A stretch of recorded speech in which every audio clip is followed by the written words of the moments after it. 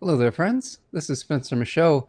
Today we're going to be talking about the full moon in Sagittarius, the first decan of Sagittarius. Hope that you're having a wonderful Friday afternoon as we are recording this today.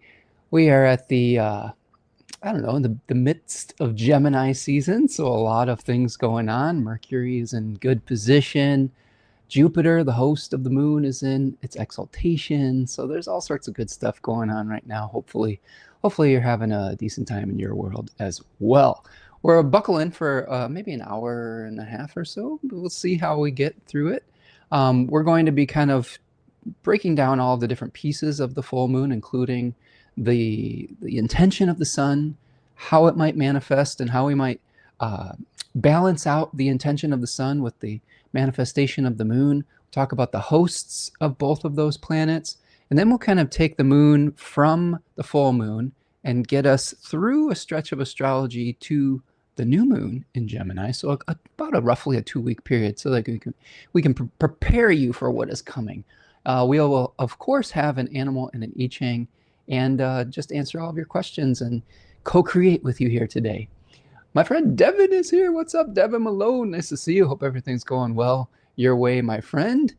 We also, today is one of the first days that we have where Venus is back in bounds. We had Venus out of bounds for quite some time. So I know, Devin, you've got some Venusian placements in your chart. Maybe this is a sort of a coming back down to earth for some of us. I know I'm feeling that as well, and I'm grateful for it.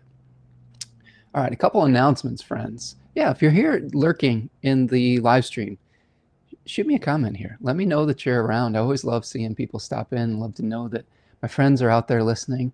I did want to acknowledge a couple friends that have been very generous to the channel. My friend Yana, I want to just thank you personally for the support for the channel recently. Yana's been a great supporter of the channel for many years and does some great work, some preservation work in the museums as well. So Yana, thank you so much for your generosity.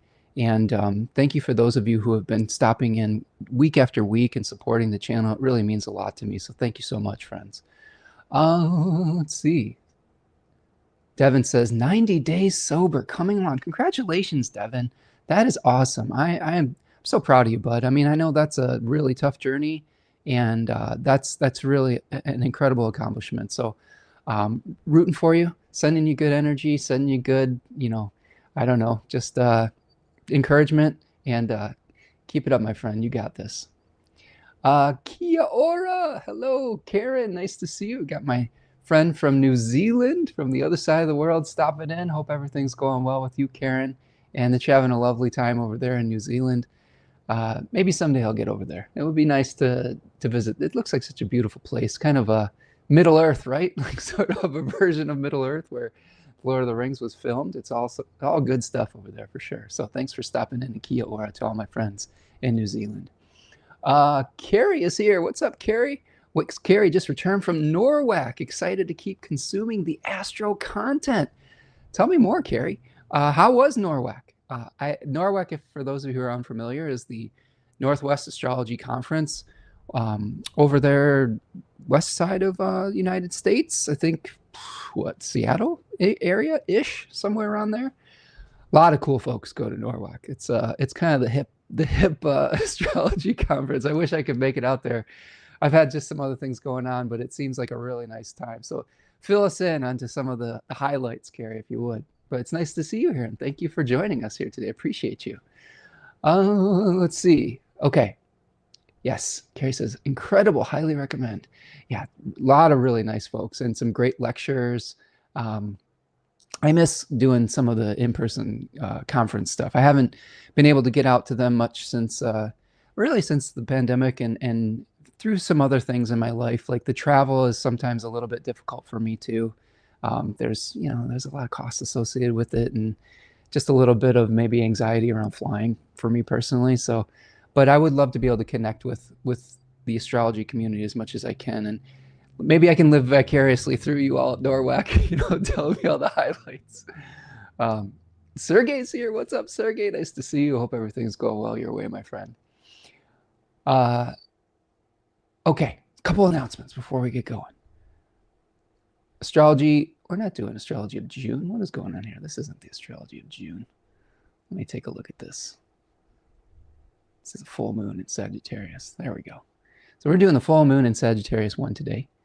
You can find me, friends, over at spencermichaud.com.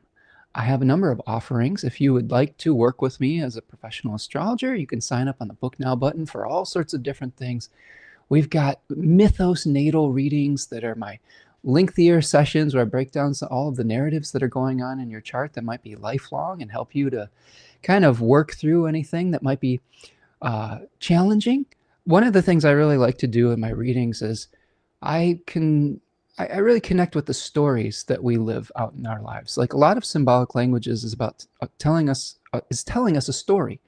And a lot of the times we are telling ourselves a story through the beliefs that we have been able to incorporate into our lives through the good experiences in our life and through the traumatic ones. And oftentimes we're repeating some of the old traumatic stories that were useful at one point, but maybe outlived their usefulness for the problems that we're facing or the challenges or the good things that we're experiencing in our life today. So astrology can help us to understand the story that's operating now and the types of things that are required of us by the planets or by the universe, or just be able to utilize the space weather in a way that can be much more in alignment with the flow of our current life. And going through a mythos natal reading is a great way to do that. If you're trying to prepare for your life in the next 3 months or so, the Kairos transit reading is a good choice. That's a 90-minute session. I like taking things in smaller, more actionable chunks.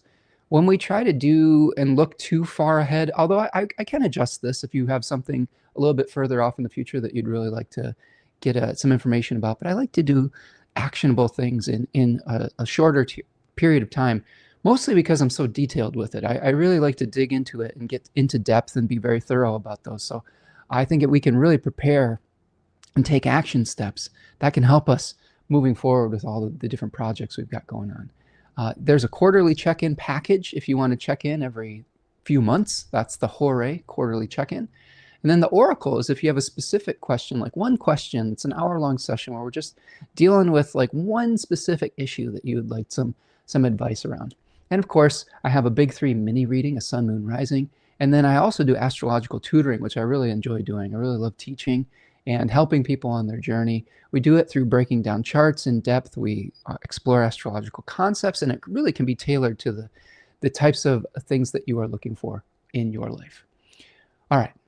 I also have a store on my website. If you are like learning through webinars, I have a lot of pre-recorded material there as well with the different decans. I have things with the 36 decans, 12 different webinars. Each of them are about 4 hours in length, so jam-packed with information. You can find those at the store at spencermichaud.com. Also did a series with my partner, Tanya Andrews, called Dignity and Devotion, which is a kind of a breakdown of the 7 traditional planets from a dignity perspective, like through the signs and kind of getting a really an in-depth look at those 7 planets, but also through the lens of astrological magic and how to elect an election to draw down that energy and infuse it into some kind of material.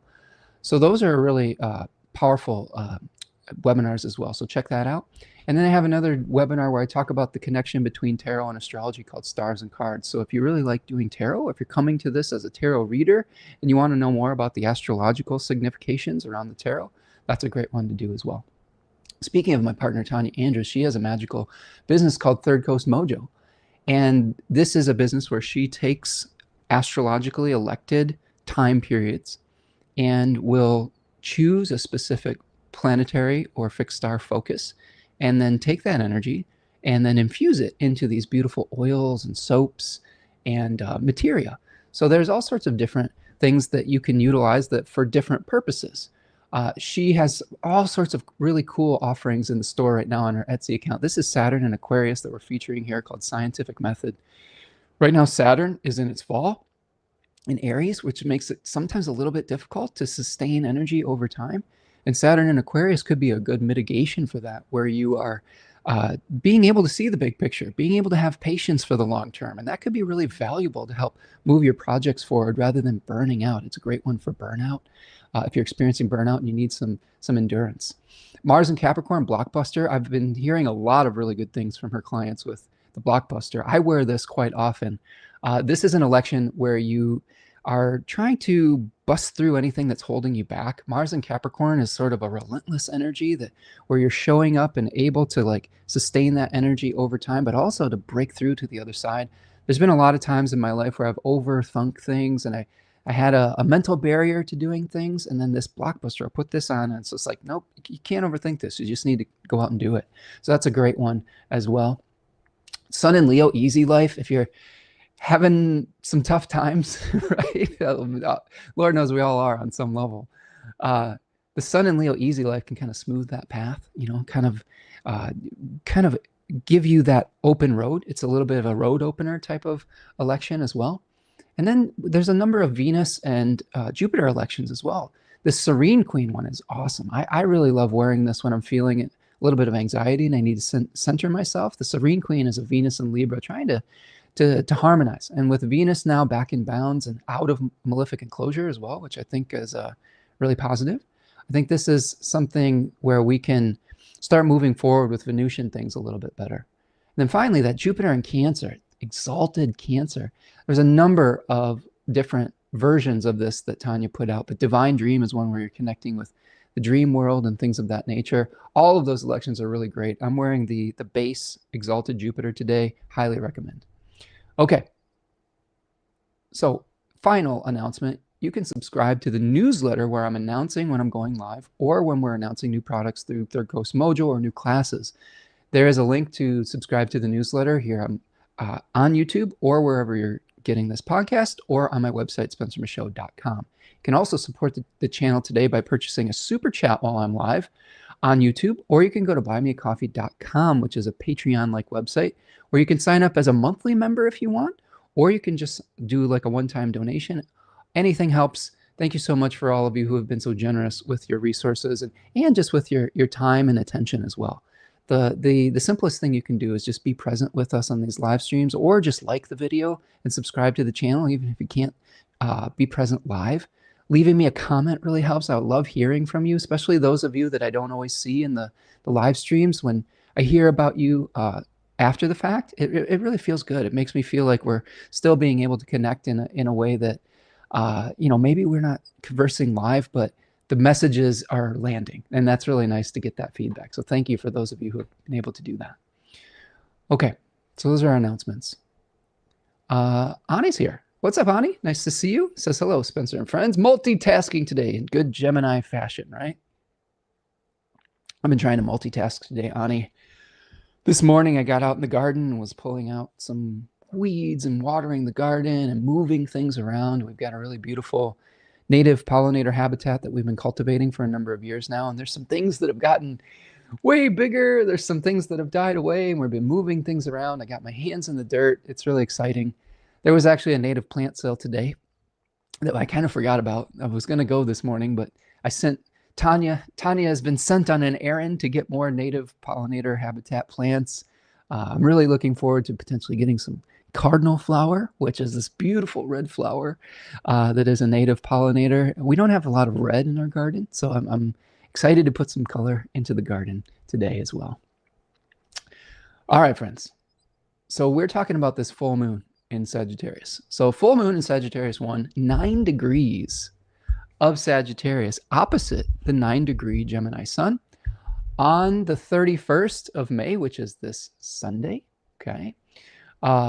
Ani says, I'm attending my modest patio herb garden right now. Oh, good. Cleaning house and listening along, but hands not as free today. I love that you have a patio garden. My daughter's been doing some patio gardening, and she just seems really grounded when she does that. You know, like, I think really getting our hands in the dirt, getting outside, getting off our screens a little bit. Although, I'm happy that all of you are here with me today. You can kind of listen while also doing the gardening. That's kind of doing the balance between grounding and connecting. But yeah, that's a great way to deal with maybe the overthinking that can come up with Gemini season sometimes, but appreciate you. So full moon, Sagittarius 1, Sunday, the 31st of May. So a couple days from now, as I'm recording this, we are trying to balance out. Let's just kind of look at the chart here a little bit. So you can see here, we've got the 9-degree Gemini sun, pretty close to the fixed star Aldebaran. So we'll talk about that a little bit.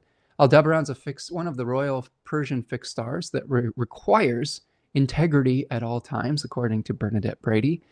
Sort of an offshoot of the Ahura Mazda story. Ahura Mazda was a powerful general in antiquity who required his soldiers to be very upstanding. So there's stories connecting with Aldebaran and Ahura Mazda around integrity. Something of a challenge potentially in Gemini. Gemini is associated with Hermes, the sort of bender of truth on some level, the precocious youth that sometimes would, not necessarily be completely honest to get where he needed to go. So there is this test, this ethics test that could be coming up with this as well. The moon on 9 degrees of Sagittarius is also on a very important fixed star called Antares. We'll talk about Antares today a little bit as well.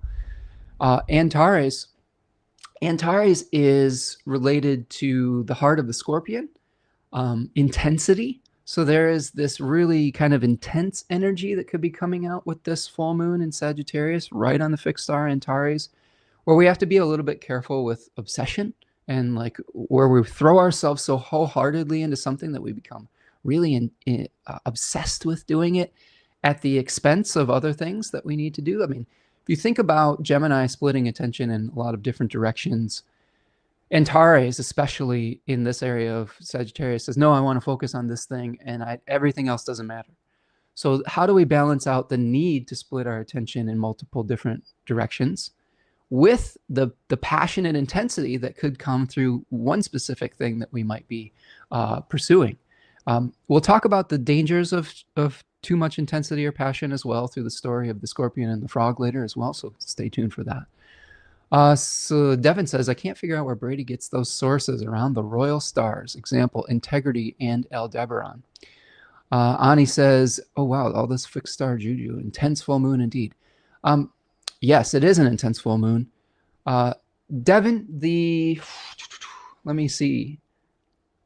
So I have Bernadette Brady's, I think I have her, here's stars and planets combination right here. The other one that we have, I don't know if this is on my shelf. Yeah, I do have it right here. So let's look, because when we are doing this type of work, I think it's important not only to cite our sources like we are doing here, but to understand where some of these assumptions that we make about these fixed stars come from. So if we go to the Aldebaran section, okay, we're going to be looking for, actually, let's look at, we'll look at Aldebaran first. Okay, so we've got Aldebaran. This is Bernadette Brady's book of fixed stars. Bernadette Brady, I believe, is she British or Australian? I feel like Australian, but I could be wrong, and I'm sorry if I'm butchering that. But she is a very knowledgeable person with multiple PhDs in like this type of thing, like real PhDs in like antiquities and stuff like that. So a good source. Let's see. So we're looking for Aldebaran. I'll find it. Don't worry. So page 30.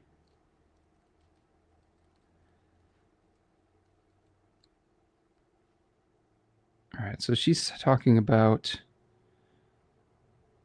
other key stars. The 4 royal stars of Persia, early cardinal points, Aldebaran and Taurus, considered by Anonymous 379 to be the greatest star of them all, linked with integrity and honesty. So that's one part of it. 85. I'm trying to find the story of Ahura Mazda. And thank you for bearing with me when we have this here. Because the story of Ahura Mazda really does help us with understanding the integrity portion of it. Okay. Oh man, there's like multiple entries in this. I know this is riveting, riveting content. Okay. We're getting closer here, friends. I've got Rigel. These are the stars of Orion. No, this isn't in Orion. This is in Taurus. 372. I got one more place I'll look and then I'll get back to it. Sorry.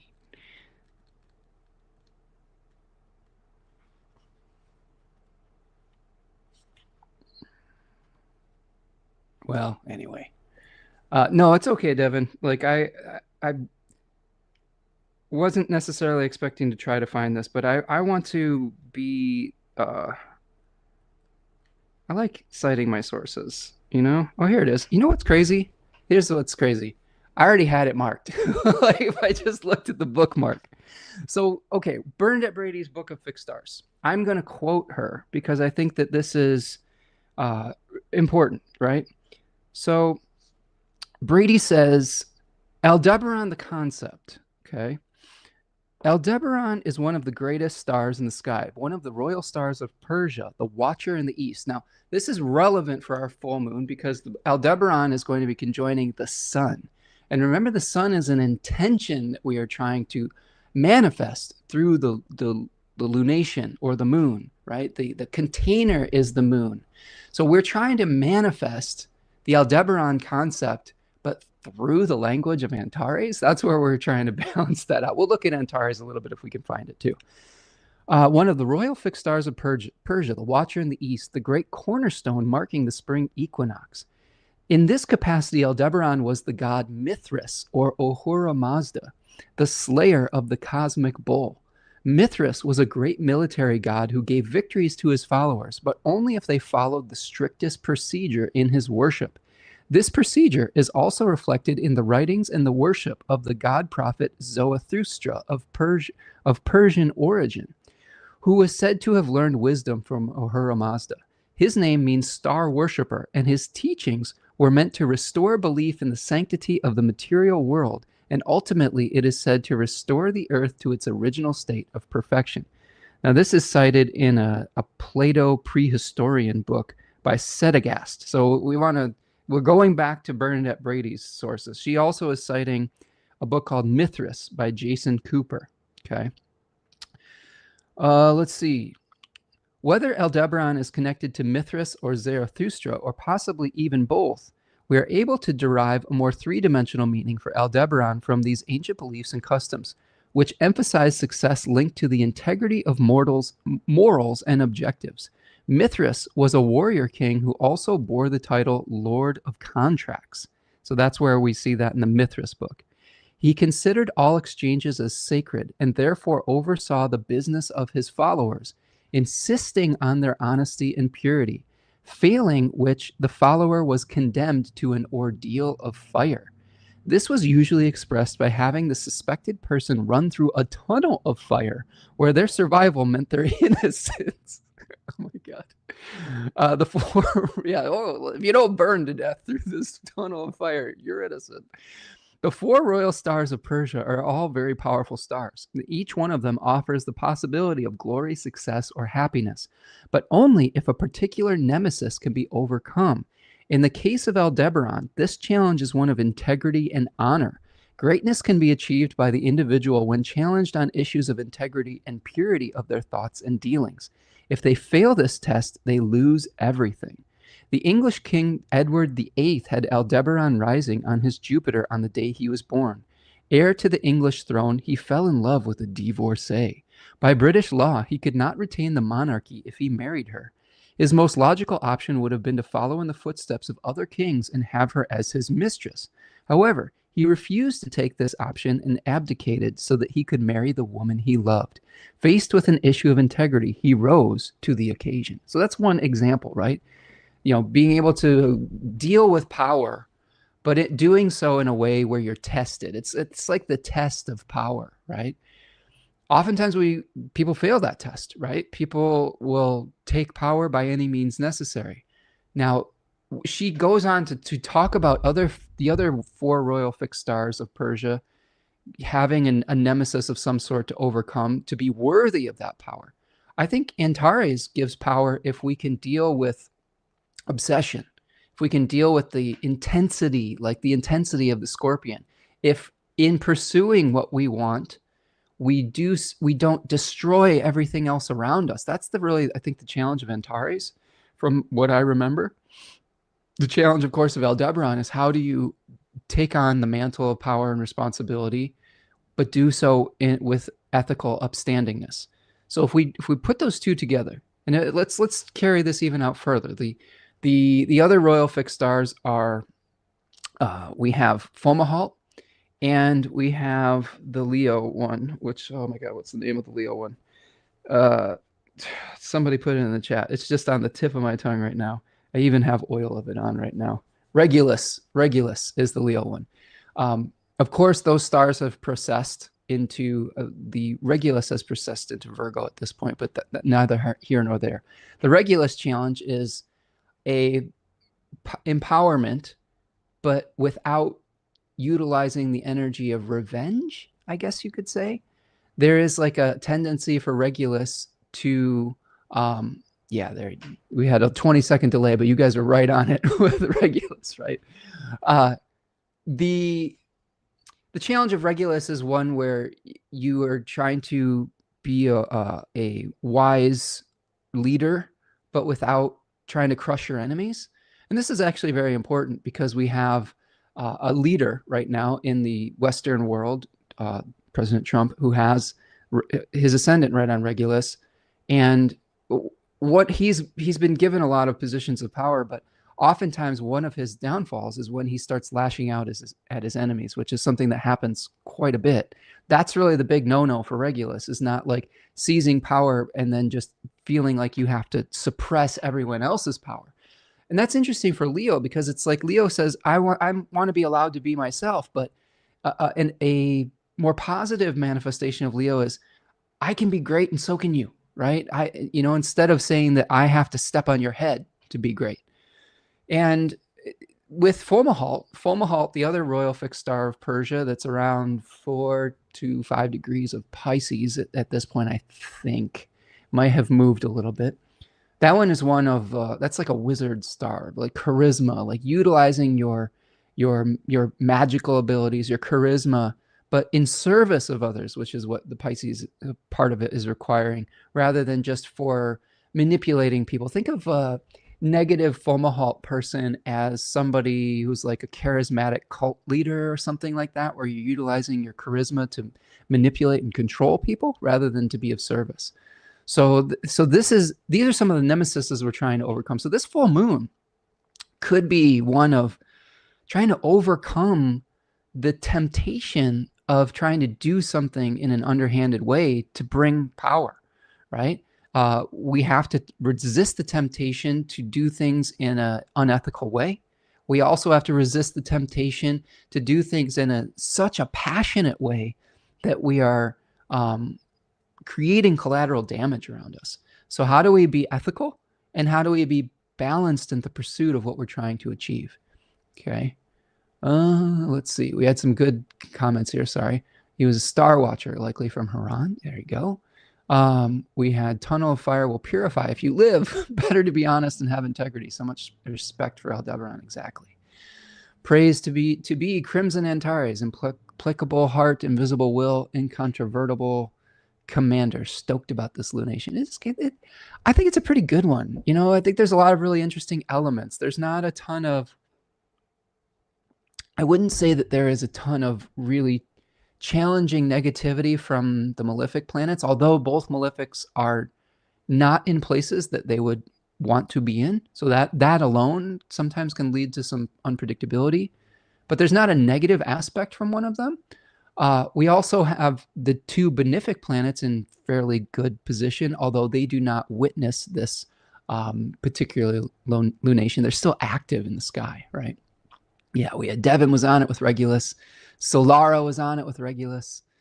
Selene's Gateway Devin says, yeah, certain someone with Regulus has not been held to tax for his revenge and abuse of power. Yeah, that's frustrating, isn't it? And we talk about his benefic enclosure of some of his worst impulse planets. Like he has Saturn and Cancer in the 12th house that is benefically enclosed by both Venus and Jupiter. So he's famously, with hubris, said that he could murder someone on Fifth Avenue and get away with it, right? I don't know how long that power extends. I mean, he's getting up there in age, right? Um, I have to still have faith that there is a balancing force to the universe and that eventually there will be a reckoning for those types of things.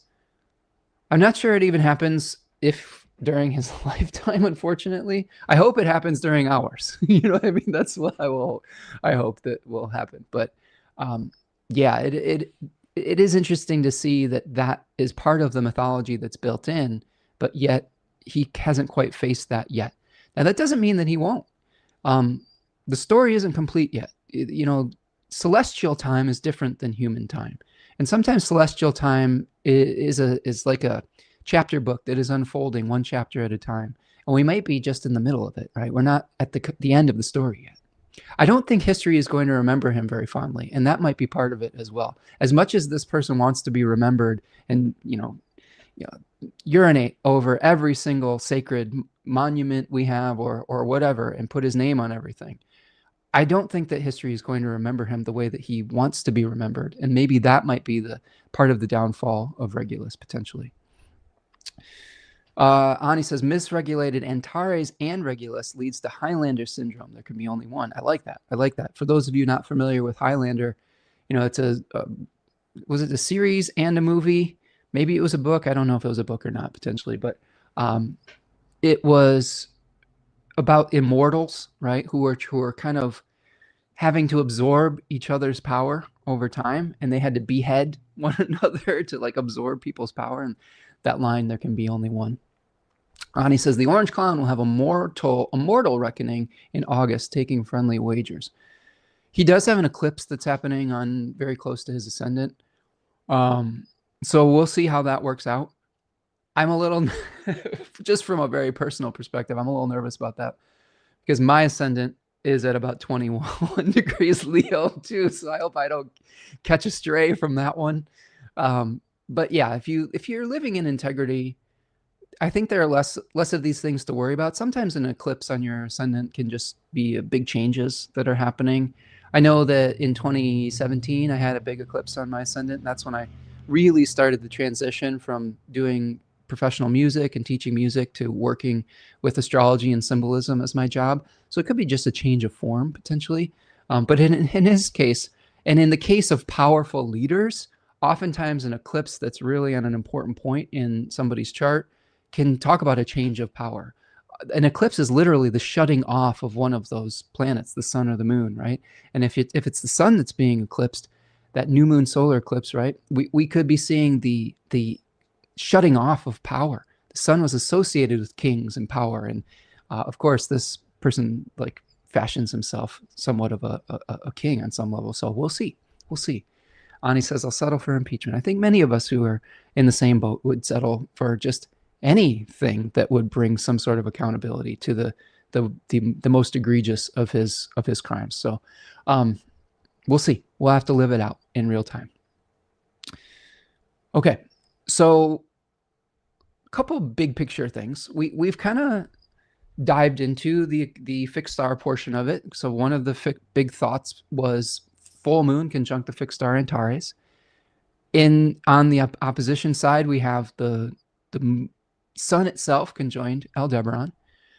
The moon is going to be making an applying trine to Saturn. So there is a positive relationship between the moon and Saturn. You can see this here, 9 degrees Sagittarius, making an application to Saturn. It'll be separating from Neptune, making an application to Saturn. To me, that transference of light, I guess you could call on some level, is we come in contact before the full moon in the idealized version of who we want to be individually.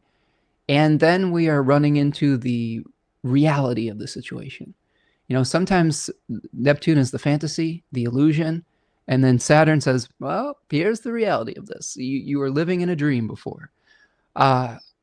If the first thought that's coming into my mind, just from my own vision of the world right now, we have a project where we want to pull out the asphalt in our backyard to be able to plant more food garden habitat type of things. And we're waiting for an estimate, right? Right now we're in the visionary stage of, wouldn't it be lovely to pull out half of the driveway, and hopefully we don't get too bad of a reality check as far as the cost or like the what is necessary to sacrifice to make it happen.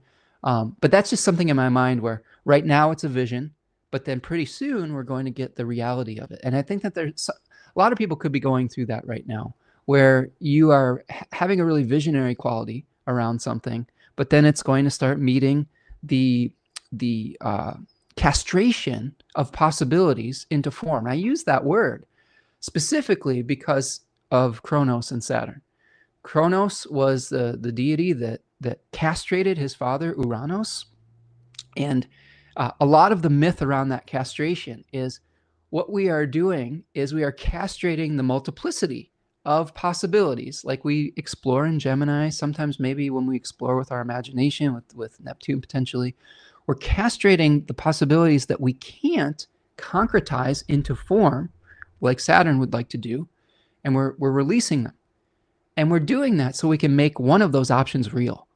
So it could also be, instead of a denial of your dream, which let's say that the square happened from Neptune to Saturn, or the moon was making a square to Neptune to Saturn.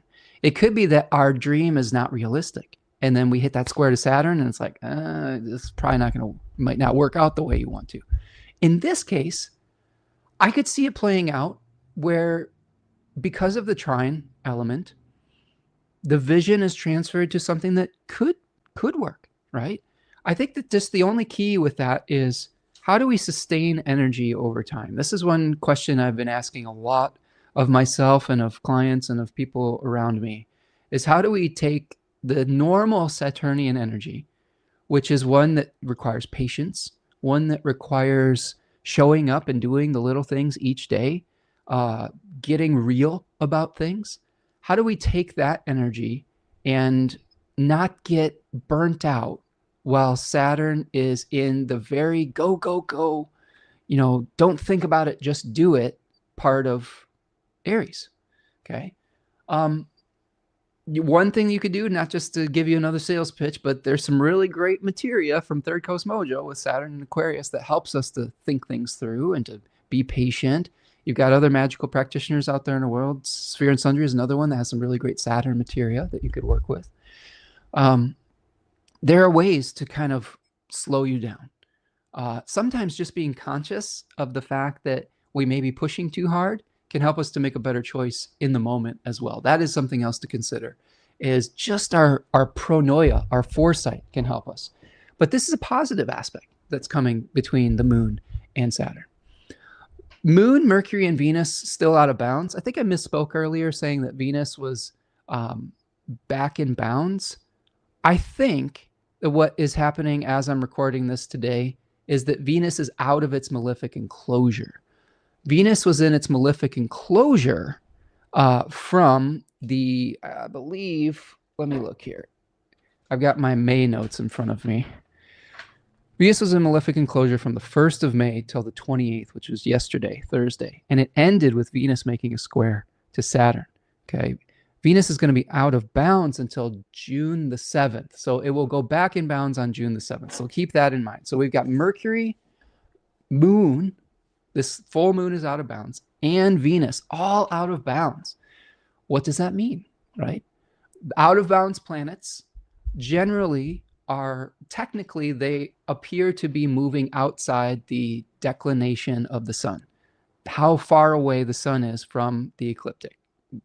As it rises at noon, I guess you could say, north or south of the ecliptic.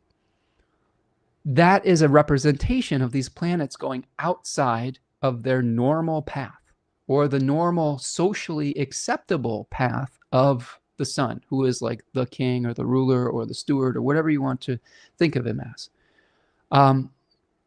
So oftentimes these planets are acting in a very concentrated, sometimes extreme, sometimes out of character fashion. Moon out of bounds, very emotional, very like strong memories, manifestations that we might not normally pursue. Mercury out of bounds, communications that we might not normally have with people, ideas that could come that are outside the box. Venus, we might be attracted to things that we wouldn't normally be attracted to, whether they are people or relationships, or whether they are, adornments. Okay. I've been joking about like going to the thrift store during Venus out of bounds and coming back with all neon. If neon's not your thing, you might wake up the next day when Venus is back in bounds, like, what the hell am I wearing? I'm a traffic cone, Don't get me wrong, neon works for some people, but to me, it's like eye-searing. I could never wear it. I could never wear it. Mostly just because it just doesn't let me relax. I like wearing colors that let me feel like I'm out in nature and relaxed and things like that. So whenever I've had to wear the eye-searing colors in the past, it just makes me feel agitated. So that's one thing to think about with this full moon. Now I'm coming back to the chat here. Sergey says, I wonder if this lunation is really more important than that sextile between Mercury and Chiron. I wonder if the lunation is really more important than the sextile between Mercury and Chiron. Yeah, that's another factor in it, right? I mean, that's another thing that's going to be working itself out in the sky. I will look for conjunctions with Chiron. If I'm using the asteroids at all, I do think that there is truth that we can glean from the asteroids. I don't want to yuck someone's yum with asteroids. When it comes to like squares, yes, I want to pay attention to oppositions and squares. Sextiles being a little bit more of a minor aspect, it wouldn't be the first thing that would be on my mind about the lunation itself. If we were to break it down, though, and we will, because that's a good segue to talking about the sun in Gemini and the host Mercury, because the host Mercury is going to be trying to figure out what stays and what goes, which choices we can pursue, which ones we cannot. And by making contact with Chiron and Aries 3, we may have to sell our idea. Like Aries 3 is how do we figure out the right delivery of the message to win someone over to our side. And with Chiron there, Chiron sometimes leads to a feeling of, I guess you could say, woundedness, where it is something where we can teach others how to do it, but when we have to do it ourselves, it's a little bit painful. So maybe there's a little bit of discomfort or awkwardness trying to convince someone of our viewpoint. But let's incorporate that into the exploration of Mercury and the sun. Yeah. Okay. So Sun in Gemini 1. Let's bring up the Gemini part of this. I always like to start with the sun when we're talking about new and full moons. Well, full moons especially. Because in the new moon, it's going to be in the same place. The reason I do that, and the reason I think it's important to think about it in this way, is the sun has often been thought of as a conscious intention. It is a celestial spotlight. It says, I'm going to focus on this point of emphasis. Oftentimes we know what we're trying to pursue via the sun. The sun says, hey, this is what is the canvas that all this other stuff is going to be, painted on in this period of time. So when the sun's moving through Gemini, there's a focal point. There's a spotlight, okay, on communication. There's a spotlight on exploration, gathering information, talking to very diverse people, and getting different opinions, getting different ways of seeing things and perspectives. The story through the decans is very interesting, though, because we have the first decan here, 8 of Swords.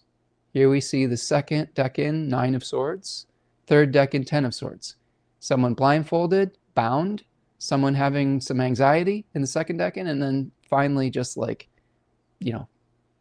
swords in the back, like just dead on arrival in the third decan. And I love the narrative quality that comes with the Decanic story.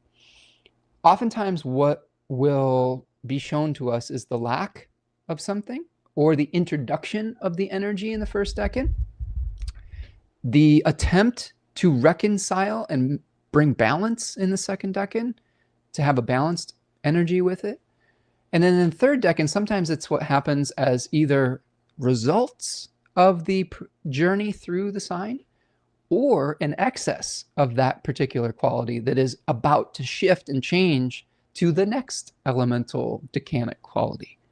So the introduction of the sun in Gemini 1 says this is an introduction of new thoughts, new perspectives, new splitting of attention. In Taurus, sometimes we get stuck in a fixed earth type of rut. We're pursuing that which is sensory to us, like sensory experiences, and we might be able to get stuck in a routine. Gemini is the exploration and the splitting of that into multiple tributaries, like you see in the Eight of Swords here. So what the sun is asking of us in Gemini 1 is, have you thought things through from a multiple of perspectives? Is your belief, is it actually based on facts? Is it based on new or old information? Sometimes we're just receiving a lot of information with Gemini. I know for me in the last week and a half or so, as we've been going through the beginning of Gemini season, I've been talking to a lot of people. I've been talking and talking. As an introvert, like it is draining. As a Venus in Gemini native, it's nice. So there's two parts of me. There is sort of a little bit of a introvert, extrovert type of experience that I often will go through. I think that the way that we define introversion and extroversion, at least the way that I understand it, is not are you not charismatic, or not that you can't talk to people or things like that. It's do those interactions charge your battery up, or do they deplete it? And in my case, I love talking to people, but I definitely need rest afterwards, right? I need to recharge the battery sometimes by not talking to people. And in the last week and a half, there's been so many different people I've been conversing with, like to work on projects, to a lot of neighbors. I've been having a lot of interactions with my neighbors, and we've been doing some energetic cleansing for some of our neighbors to get some bad energy out of some of their houses, and actually very successfully been able to do that to the point where we saw some really immediate results, which is really exciting. And I'm happy to do that. And that led to a lot of conversations with them about the nature of metaphysical reality. And this is from a neighbor that was a little bit more on the, I don't know, on the straight and narrow path. And we found a curse that someone had left in an apartment that someone was moving out of. And we took it and we were like, oh, that's a curse. And they're like, what? Like, no, that's a curse. Like, so we took it, we disposed of it and did some energetic cleansing. And instantaneously, the neighbor was able to get a new tenant in the space. Like that, my friend has he's a really great, he's a great landlord. Honestly, he has like 2 houses in our city and rents them out. These houses in my neighborhood, many of them are multiple unit, like big houses that are split into multiple units.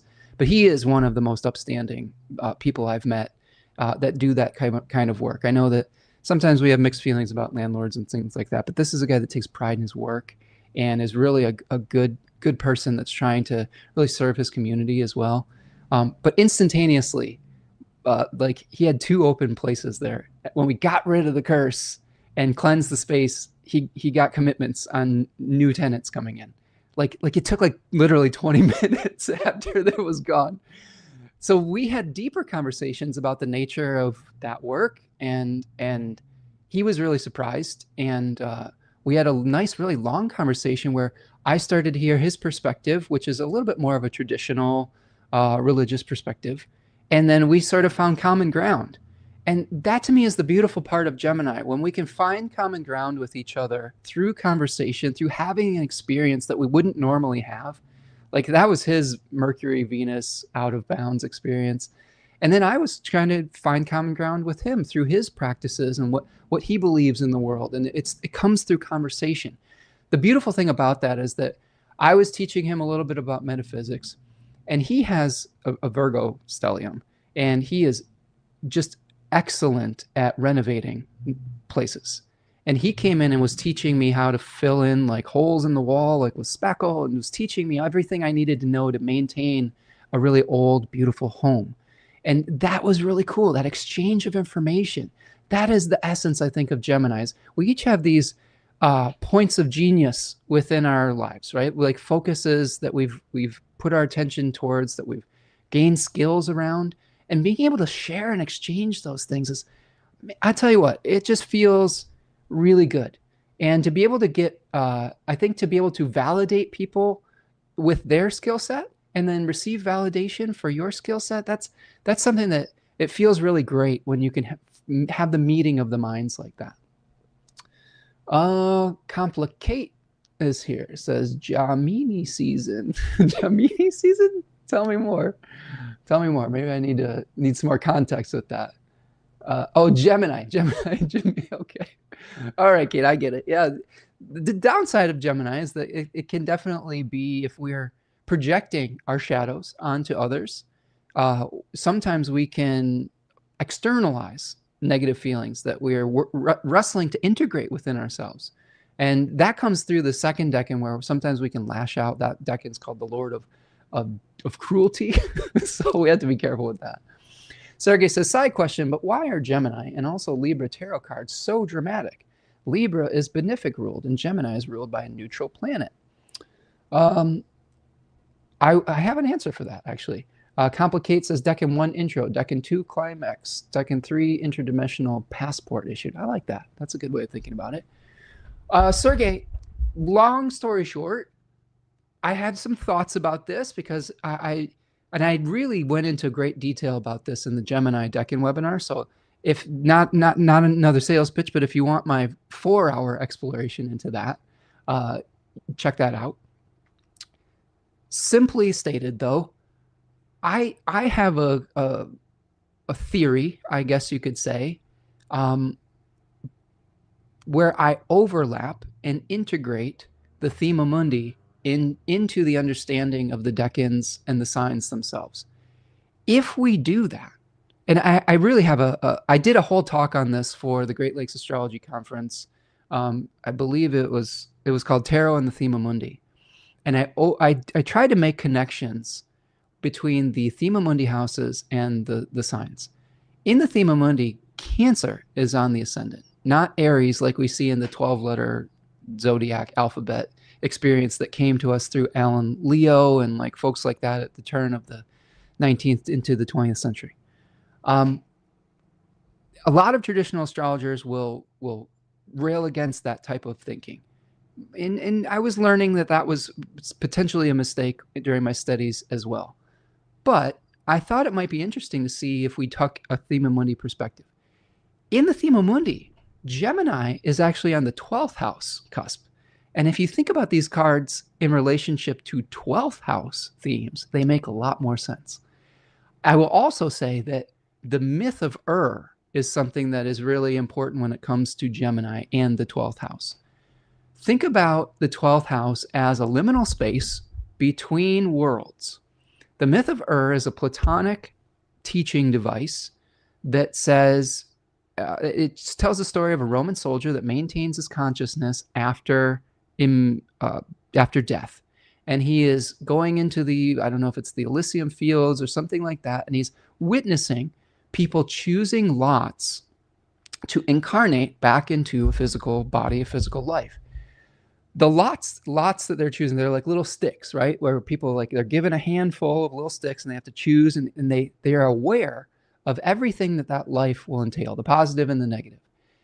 And a lot of the people are choosing power, but at the expense of their ethics.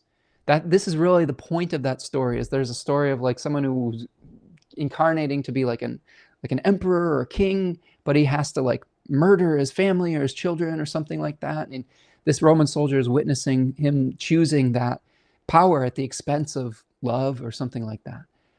The Gemini energy associated with the Lovers in the tarot card is the Lovers is about choices. So if we think about Gemini as choices, think about how intense the choices are when we're choosing lots to incarnate into a body in the 12th house. 12th house was also associated with the liminal space between life and death. It is the house that is was previously on the ascendant before you incarnated into a body, right? It is, if you do the angular triad kind of method, the 12th house was on the ascendant before the house that is by primary motion. Like I said, I went into depth on this in the Gemini Decan webinar and the tarot and the Thema Mundi. I don't know if the tarot and the Thema Mundi is listed in my store. If it's not, I should put it up there because it was a good talk. But it was very short. It was maybe like 40 minutes, short for me, I guess, which it's a miracle that I got it in at that time. So that being said, the choices that we're faced with could lead us to feeling a little paralyzed, right? So this Gemini 1 says, you got to choose a life to incarnate into a body, right? You could choose the life that you are going into with all the knowledge of all the pros and all the cons. Think about when we're doing that as people, with just regular choices, not like choosing the entire life we're going to live, but choosing, things that are important to us in our life. That can feel like a lot of paralysis. And then if you look at how it plays out over time, there's anxiety around it. If there's two choices, there's two lives we want to live, but we can't do both, right? We can't. There is this self-undoing that comes through overthinking. And eventually one of those choices has to be released. That's what we see in Gemini 3. This is the death of one choice. To incarnate into one of those lives, all of the other lives have to be discarded. All of the other choices have to be discarded. And this is why it works really well with that Aldebaran, Ahura Mazda type of energy, where the ethics is spoken towards in that story, as well as the Platonic myth of Ur. So this overlap with the Thema Mundi, there's some real potential there. You try it with the Pisces house, which is the 9th house in the Thema Mundi, the Pisces cards, leaving behind material success in search of higher purpose and meaning. I broke this down in every one of my Decan webinars, the version of the Thema Mundi house that could be related to the Decanic cards. So I really did more prepared thoughts around that. But this is just a really interesting theory. And I think it explains Gemini in a way that I have not necessarily seen Gemini explained. Maybe it has been by other people, but it feels like a much more mature way of looking at Gemini. Gemini has always been associated with youth, with impetuousness, and those stories come from the precociousness of Hermes. He was a very precocious little baby that stole cattle and made instruments and did all sorts of things. But I think that there is a part of Gemini that is not the toddler. I think there's a part of Gemini that's like stuck between worlds, that is maybe even, I could even go so far as to say, an old soul type of experience, but one that is tortured by choice, tortured by all of the different options and explorations in front of them. So I think that that's an interesting way to explore with Gemini.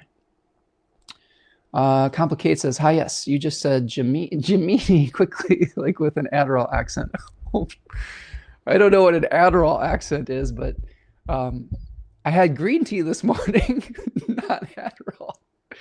Although there were people that tried to put me on Adderall as a young child. And if that is what works for some folks, no judgment. It was just something that I don't know. I tried to utilize some different non-pharmaceutical options for that. But if that's something that works for you and that's okay, that's good. But no, not Adderall induced today. Matcha green tea, potentially. Complicated says, oh, sorry, I can't delete that. Feel bad for joking using a stereotype or behavior like that. Sorry, friends, just teasing, not serious. Sorry if that was rude. No worries, Kate. Mercury's out of bounds. You know what I mean? We'll figure it out. Sirius says, hey, spend the full moon exactly on my north. Spencer, Spence. That's probably what you mean. This full moon exactly on my north node conjunct Neptune and Sagittarius in the 3rd house. The urge to become a DJ and make people dance is no joke. I'm so over visual arts. Was doing most of my life. Yeah, exploration, exploring something new, wanting to be embodied rather than maybe exploring things through I don't know, decoration versus the dance. Sirius does really great stuff. He has a really beautiful adornment practice. I've seen some of your work, Sergey. Sirius, sorry. Yevgen. I think this is my friend Yevgen. Really, really amazing visual artist. But I'm sure that you'll put some of that energy, that really great genius into your DJ work too. So what I will say in Gemini season, this is one of the challenges of this full moon. We don't have to be defined as one thing. And this is something I really struggled with when I was doing music and then was like, oh, I got to throw myself into my astrological studies. I felt like I had to almost leave behind the music to do the astrology the way that I wanted to. I'm finding that that's not necessarily true.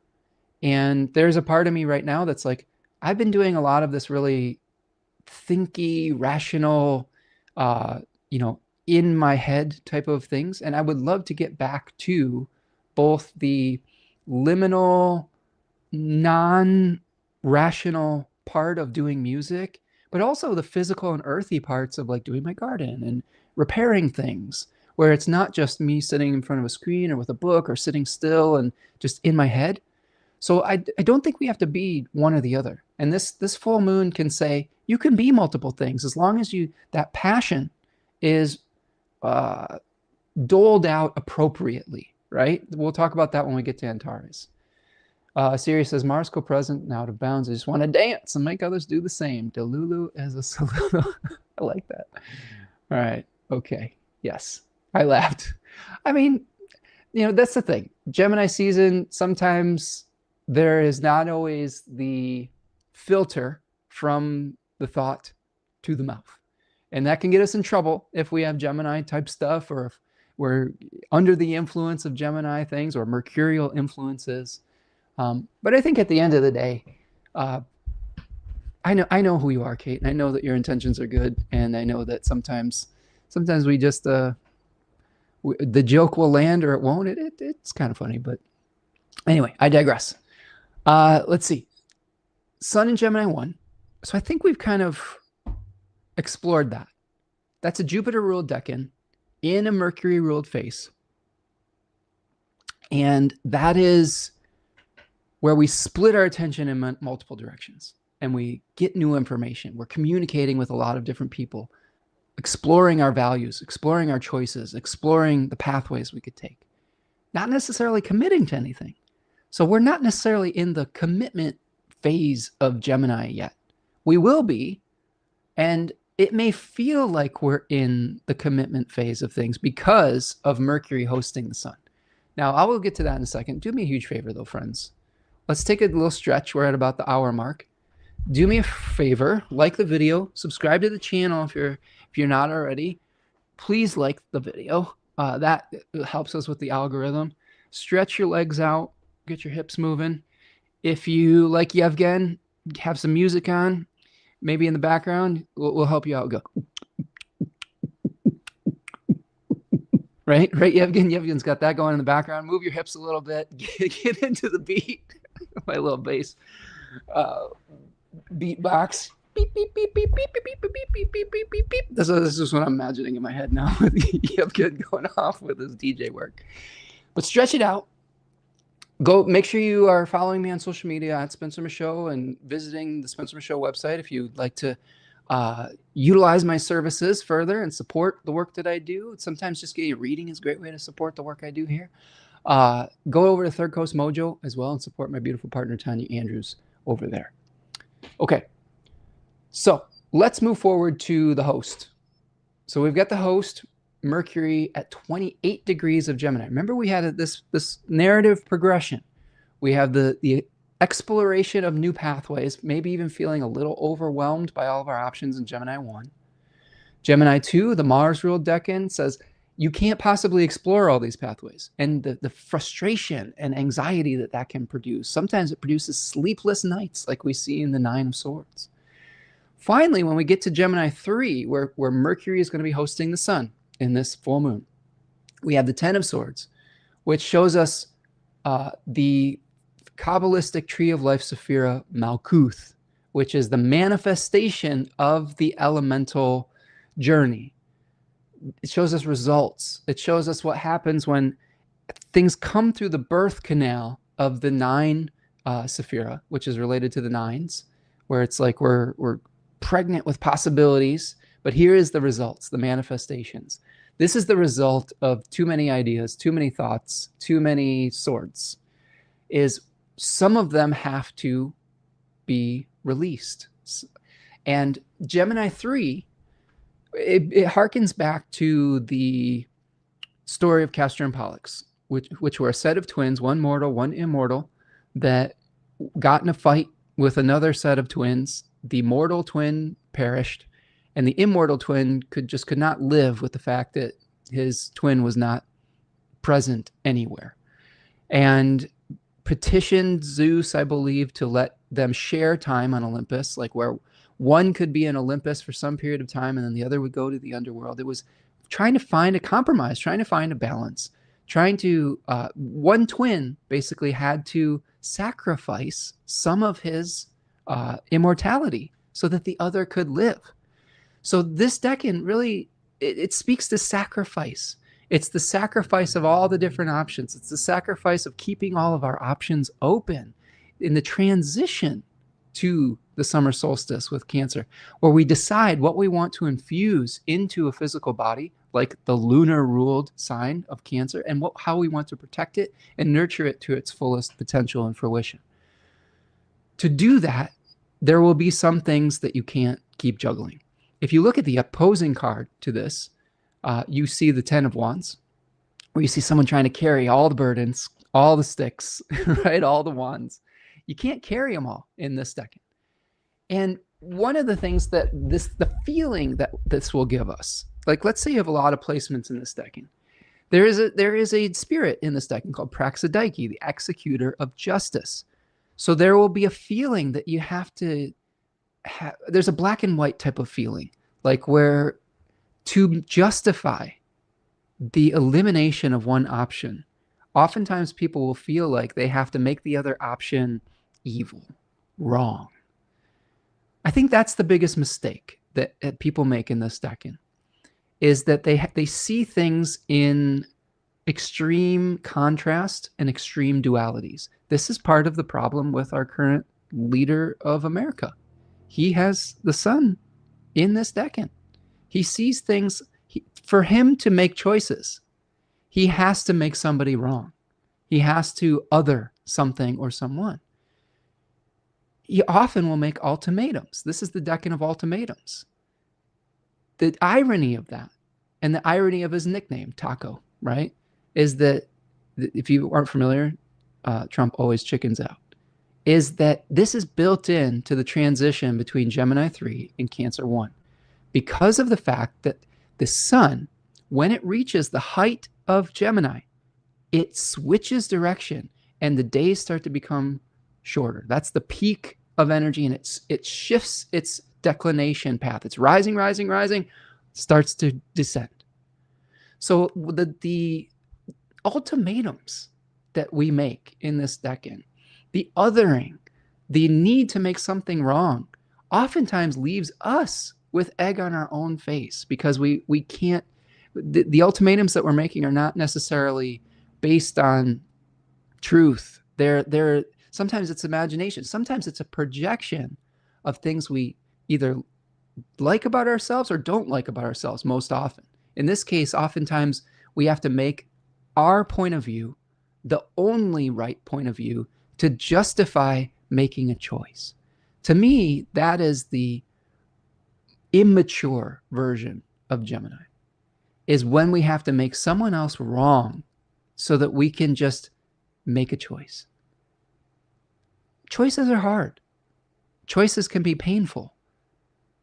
When we rationalize the direction that we really truly feel in our hearts, and via making the other pathway, like the dark side, the evil choice, it just isn't necessary. Do you know what I mean? Like this is the way I feel about this decan, is yes, there are some things where we have to make a choice and we have to condemn something, but there are often times where we are making the other choice evil, wrong, the other perspective evil and wrong, where all it is just something that's not for us in that moment. Let me repeat that. Sometimes there are projects, relationships, worldviews, beliefs that are not for us in that moment. Doesn't mean they might not be for us in a future moment. It just means that in that present moment, a different direction is required. And if you can do that without just like obliterating everything around you, you're going to come out of it with a lot more integrity, like we talked about. You're going to come out of it with a lot more friends. You know, you're going to, more importantly, a lot less enemies. This is a decan that very easily creates enemies because they're consistently othering someone else. So the interesting part about this for me is twofold. First of all, for us to have integrity, like Aldebaran is requiring with the sun at 9 degrees of Gemini, I don't think we necessarily have to draw a line in the sand, okay? Because everyone generally paints themselves as the hero of their own story, whether they are in the right or not.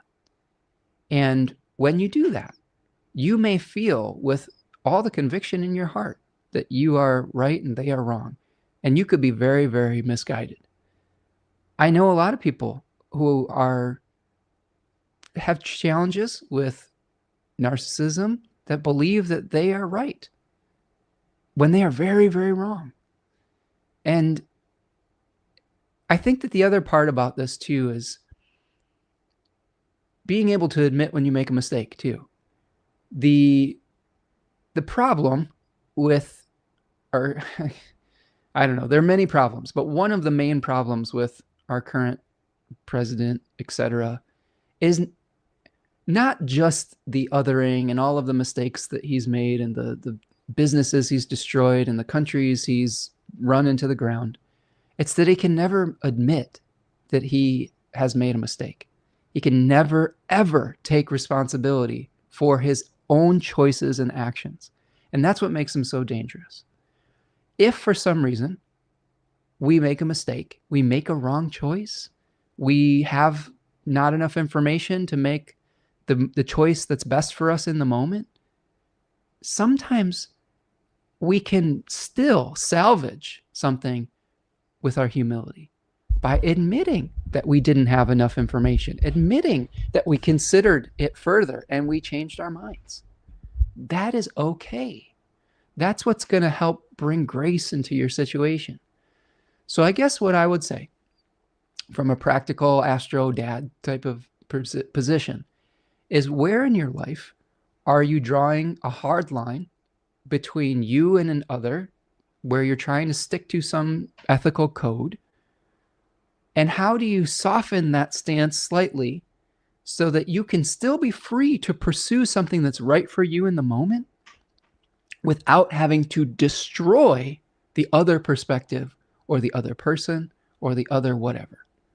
That to me is the key with Mercury here hosting the sun. Now, you were talking earlier about the sextile with Mercury and Chiron. We may be having difficulty convincing someone of our perspective. Maybe we're feeling like we have to utilize our charisma, our humor. Like, so here is an example of this. Kate was wanting to make a humorous thing about ADHD. There was a moment where maybe it didn't land the way that they completely intended in that moment. And then there's a little bit of a, oh, that feels awkward, right? Do you see what I'm saying? This is not me dragging Kate. This is just an example in real time of like, oh, we were attempting to utilize our humor and charisma, and maybe it caused a little bit more of a personal discomfort or awkwardness than we had intended. That could be a manifestation of a Mercury Chiron sextile. Now, there's no real consequences from that. It's not a huge deal because it's a sextile. It's just, it's, you know, if Kate had said something that was really egregious, they probably wouldn't be in the chat anymore. Number one, like, because that's how we roll here. Like, this is a space where we are treating each other with kindness, and where we're, and that's something that I police pretty intently in the chat. But that would be a whole different conversation, a whole different level of things. And oftentimes our intentions are what is important. You know what I mean? Our intentions are really important. There's someone I listened to on, here's another example of this. I have there's oh man, I don't even know if I want to dive into this, but we probably should.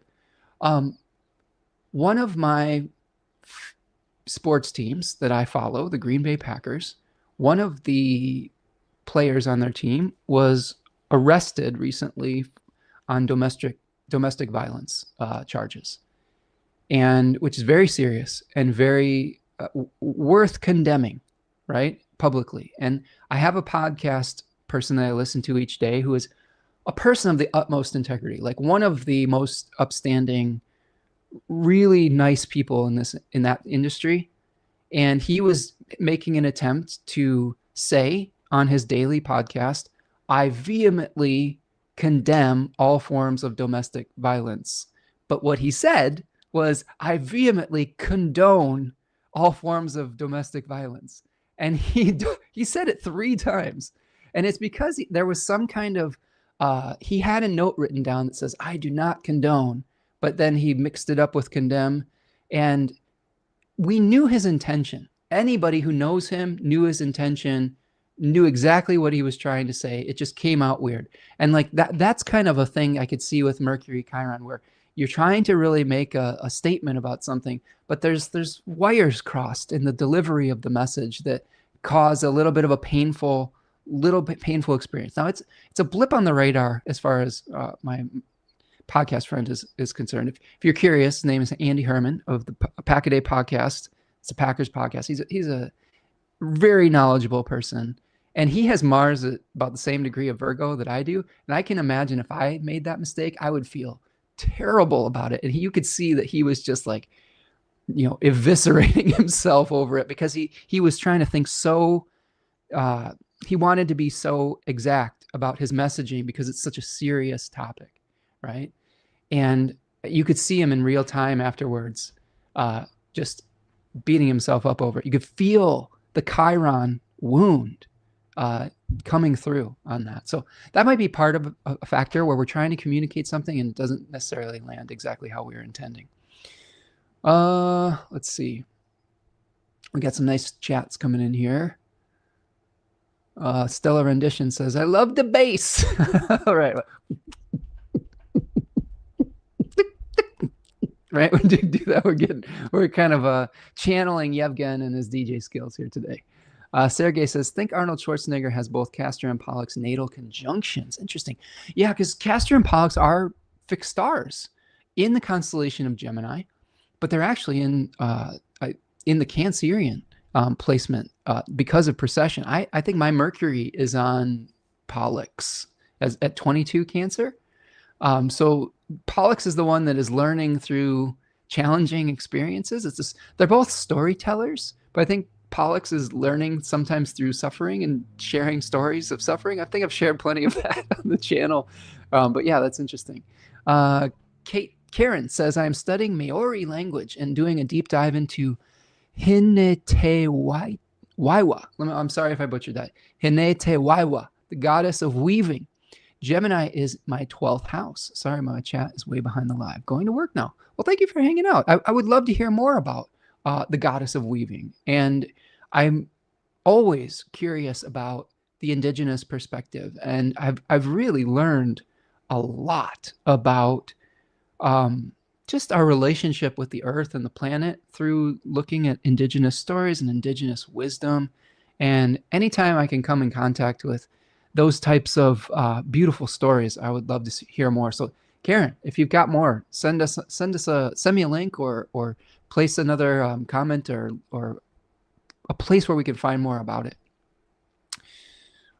Kate says, if you aren't my ally, then you become my adversary. Yeah, that's where hearkening back to Gemini 3 sometimes with the projection of the and othering. Space Tiger Tarot is here. What's up? How you doing, Andrea? I hope everything's going well over in Croatia. I haven't heard from you in a little bit. Reach out and send me a message. I'd like to connect again.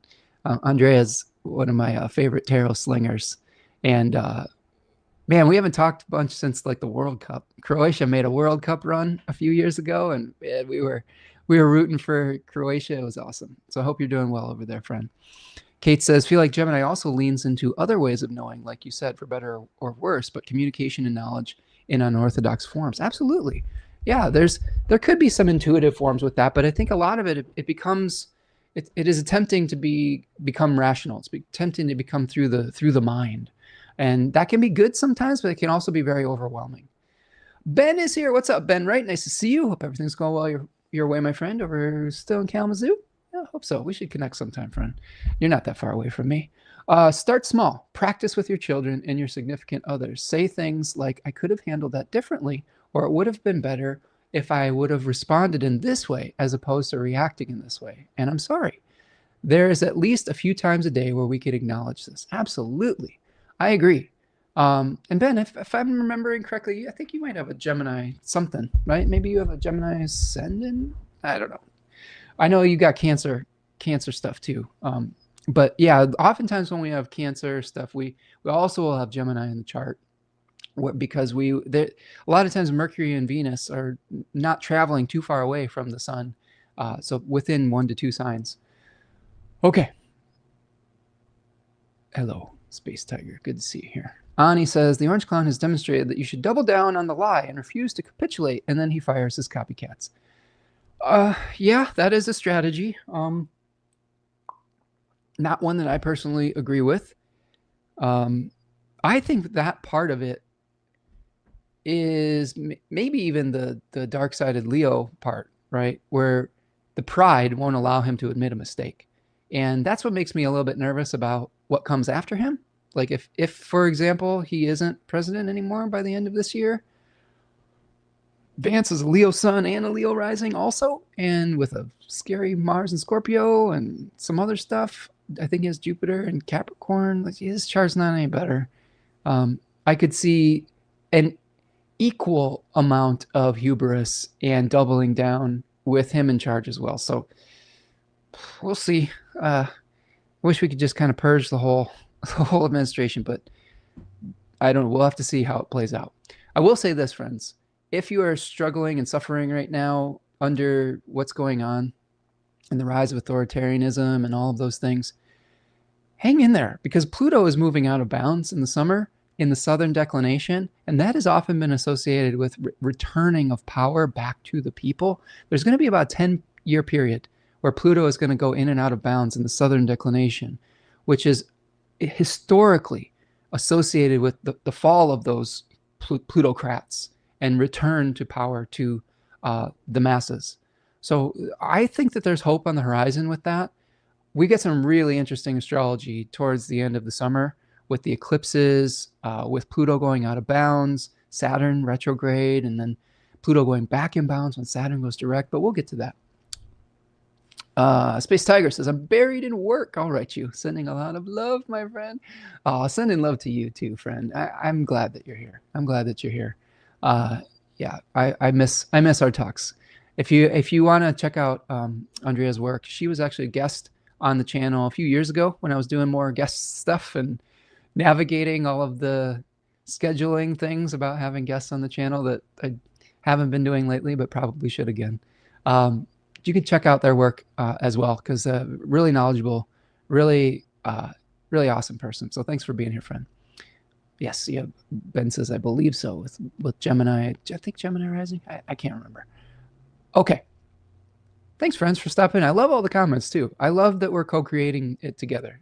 This is part of why I go live, because I want to be able to have these kind of multiplicity of perspectives while we're looking at the astrology. Let's move on to the Antares moon part of it. So here is the moon in Sagittarius I. So If Gemini 1 is feeling stuck because we are exploring so many new options and ideas that we might not have previously been open to, Sagittarius 1 is a Mercury-ruled decan in a Jupiter-ruled sign. They have this opposite. So we have Jupiter face in a Mercury sign with Gemini 1. Here we have a Mercury associated with messages, communication, with speed in a Jupiter-ruled sign. Now, Mercury is exiled in the sign of Sagittarius. So there is a little bit of a disconnect with Mercury and Sagittarius. Oftentimes when Mercury is in Sagittarius, instead of gathering all the information it needs to communicate clearly, it will often communicate from a baseline of belief rather than of gathering facts and information, etc. This decan is associated with the delivery of some kind of belief, of some kind of passion. So this is the beginning of a journey where we're delivering a message, or we're trying to find a new host for our spirit fire, I guess you could say. Here we are combining in Sagittarius 2, body and spirit, moving towards the goal that we've chosen and overcoming opposition and a nemesis potentially. And then finally, we're carrying this burden to the finish line in Sagittarius 3, okay? So this is the beginning of a new passion, the beginning of delivering something that we believe in. Now, you have to think about this in the context of where we came from Scorpio 3 to Sagittarius 1. Scorpio was about separating the body from spirit, and a body that had outlived its vitality.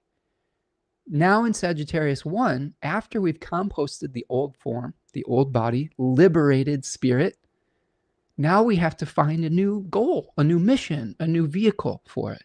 Now that has multiple connotations. There is a spirit in this decan called Loimos, a daimon. Loimos was the god of plagues. So if you think about the god of plagues associated with something that's trying to find a new host, we have to be careful that we don't become the host or someone else's vision or dream. That's the real challenge with this decan, is we need to figure out what our values are, okay? Maybe where our integrity is. We need to do that without necessarily completely othering someone else or demonizing them through the Mercury hosting of the sun. We also have to figure out how to share our passion in a way that can get people on board with our vision. This to me is the contagious, we talk about the god of plagues, contagious enthusiasm is something that I think about a lot with Sagittarius 1. How do we get people on board with our vision? How do we utilize our communication skills to spread that fire, right? You have to be careful with that because sometimes that can be very destructive. It depends on what type of messaging you're trying to spread. This decan has also been associated with propaganda.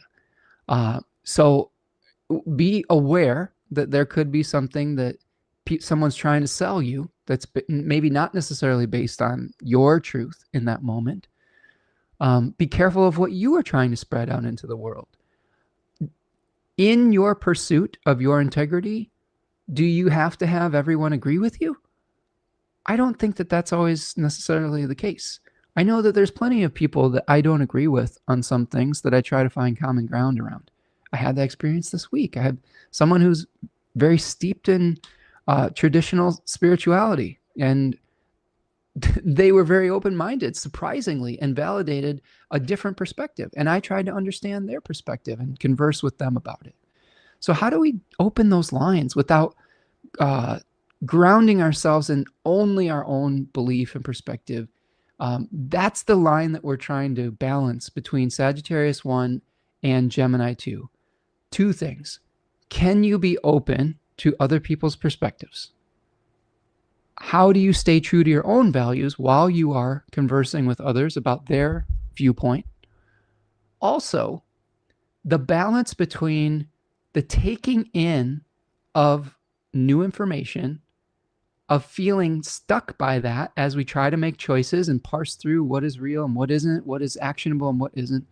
And then the very real impulse to just take action on it. You could see these 8 wands speeding through the air. Like we might be feeling like we have to take action on one of our chosen pathways at this full moon, when in reality, we are not necessarily at the point in Gemini season where we have to commit to the choice yet. By the summer solstice, we probably have to have it figured out. But at the end of May, we've probably got a couple more weeks to figure this out, in my opinion. The other thing we were talking about was Antares, which is in the heart of the Scorpion. Because of precession, Antares is not in the constellation, or not in the tropical zodiac sign of Scorpio anymore. It's in the constellation of Scorpio, but it is in the tropical zodiac sign of Sagittarius. From projected ecliptical degree, 9 degrees Sagittarius, 9 or 10, roughly in between there. Okay. So we are projecting some of these scorpionic qualities onto Sagittarian themes. So if you think about the intensity of Scorpio and belief and the sharing of enthusiasm, then when we bring those things together, we have intensity when we're sharing our beliefs. I think about this decan and Antares. Antares can be first or second decan, depending on where you place it. I think it's close enough because it's a bright, very bright fixed star that it has a wider orb that maybe crosses over decan boundaries potentially. I think of this decan often in this fixed star with like a televangelist, where they are like just spitting fire about what they believe in. And it's so intense and it's so passionate. And it's just like, I had an experience like this last night. I was watching the new Knives Out movie. I don't remember what is it called? It's about, we're only halfway through, so no spoilers if you've seen it already. But like, we had to go to bed because it was just like, oh, this is too long. Can't get through all of it. But basically, the gist of it is a Catholic priest goes and is assigned to a small parish with a very fire and brimstone leader, Monsignor Wilkes or something like that. It's the James Brolin character. And he's just like fiery brimstone, like just destroying everything that he doesn't agree with, to specifically drive away the parishioners that aren't loyal to him or share his own perspective. And the young priest is seeing how toxic that is within his flock, I guess you could say, and how far away from actually the teachings that he is wanting to share. So that is a really interesting example of like such passionate intensity where you feel like you have to kill everything around you to make your perspective right. And you compare that with like the energy of Gemini 3. There's a little bit of overlap with that, right? There's a little bit of overlap with that intensity that comes where we feel like we just have to feel and see the world through this black and white type of thinking. So while it may not seem like it on the surface with like mutable signs or etc., with the combination of the fixed stars and the Mercury placement, there is an intensity to this full moon that is sort of hiding beneath the surface, an intensity of trying to navigate new situations and to figure out how to stay true to our integrity while also respecting other people's rights to be true to their story and to their beliefs and to their integrity, whatever that means. Again, I don't think for us to be right, we have to necessarily make every other perspective wrong. That's a mistake that I made in studying astrology, honestly. When I first started studying traditional astrology, the natural tendency is when you start studying like Hellenistic astrology, the first impulse that a lot of people have, myself included, is finally I found the right astrology, right? Finally I found the real astrology. And in some ways there is some truth to that, because it is a very beautiful system that is based on a lot of organization, and there's a lot of synchronicity between all of the elements of it. But to make every other type of astrology wrong, I learned was a mistake, because the oracle, the divine, can speak through many, many different things. And it doesn't even have to be through planets. It can be through animals. It can be through tarot cards. It can even be through a chart that is completely divested from time. Think about that for a second. This is what I learned through Jeffrey Cornelius, The Moment of Astrology, a great book everyone should read if you haven't yet, where he was talking about the chart was an oracular experience in and of itself, where like sometimes a chart was speaking to someone who was doing research in an ancient book, and what they were looking at was talking about the experience they were having in that moment, and that chart had no time relationship to the person who was looking at it in the moment, other than maybe we could even see that maybe there was something activated in that moment that made them look at that chart. Do you see what I'm saying? Like, it's really fascinating. That's how people do horary, right? So I think that there's a lot of ways of experiencing communication with the divine. And when we feel like we're the only, we have a patent on the truth with a capital T, it's very easy to be humbled in that situation. And it's very easy to create conflict when one does not necessarily have to. I'll tell you what, friends, I was really surprised at the conversations I had this week with someone who is a practicing Catholic about magic, about astrological magic, about some pagan practices. It was really refreshing. And we were able to find some common ground, even if there were some things that we actually didn't agree on. There were some things that we didn't agree on, specifically around dominion and around the way that we treat the planet. But there was common ground. And I think that we can find those common grounds with people, try to agree to disagree if we're not hurting each other on the things that we don't agree on. But I think that's a good way to think about this energy here with Antares, moon in first decan of Sagittarius. How can you share your truth without necessarily making someone else's truth wrong, without othering it, without destroying it? We'll talk about Antares more in a second here. Annie says, I need to check Vance's chart. He's on the chopping block because he's vying for POTUS by both the hand that bites, biting the hand that feeds. Yeah, he's problematic in his own way. He's completely bought out by a billionaire named Peter Thiel, who is not a very good person. He's like the ultimate surveillance state fascist, he's on my shit list because he's utilizing the language of Tolkien to name his bullshit Palantir like company that wants to create a surveillance state. And I think bastardizing Tolkien, who was about as anti-fascist as you can be, literally went to war to fight fascism. Like it's almost unforgivable on some level. So yeah, if you want to know what Vance is all about, go do your research on Peter Thiel, because he's completely in the pocket of that oligarch. A prophet, yes. Like a fantastical fanatic visionary. Ironic that Sagittarius has aim for what others can't see. Now that I'm thinking of Atreyu in a never-ending story where the narrator speaks directly to him. Yeah, that's a good perspective, right? All of us who have 80s trauma, like with Artax drowning in the... That's interesting, right? Because Sagittarius is a centaur, and like we've got that Atreyu Artax relationship and the loss of his beloved horse. And yeah, I think like being careful what we're aiming for. I think knowing what we're aiming for is important so that our energy doesn't get scattered in a million different directions. But the pursuit of that goal, of what we're aiming for, of not pursuing it ruthlessly. The Antares nemesis is obsession, ruthless obsession.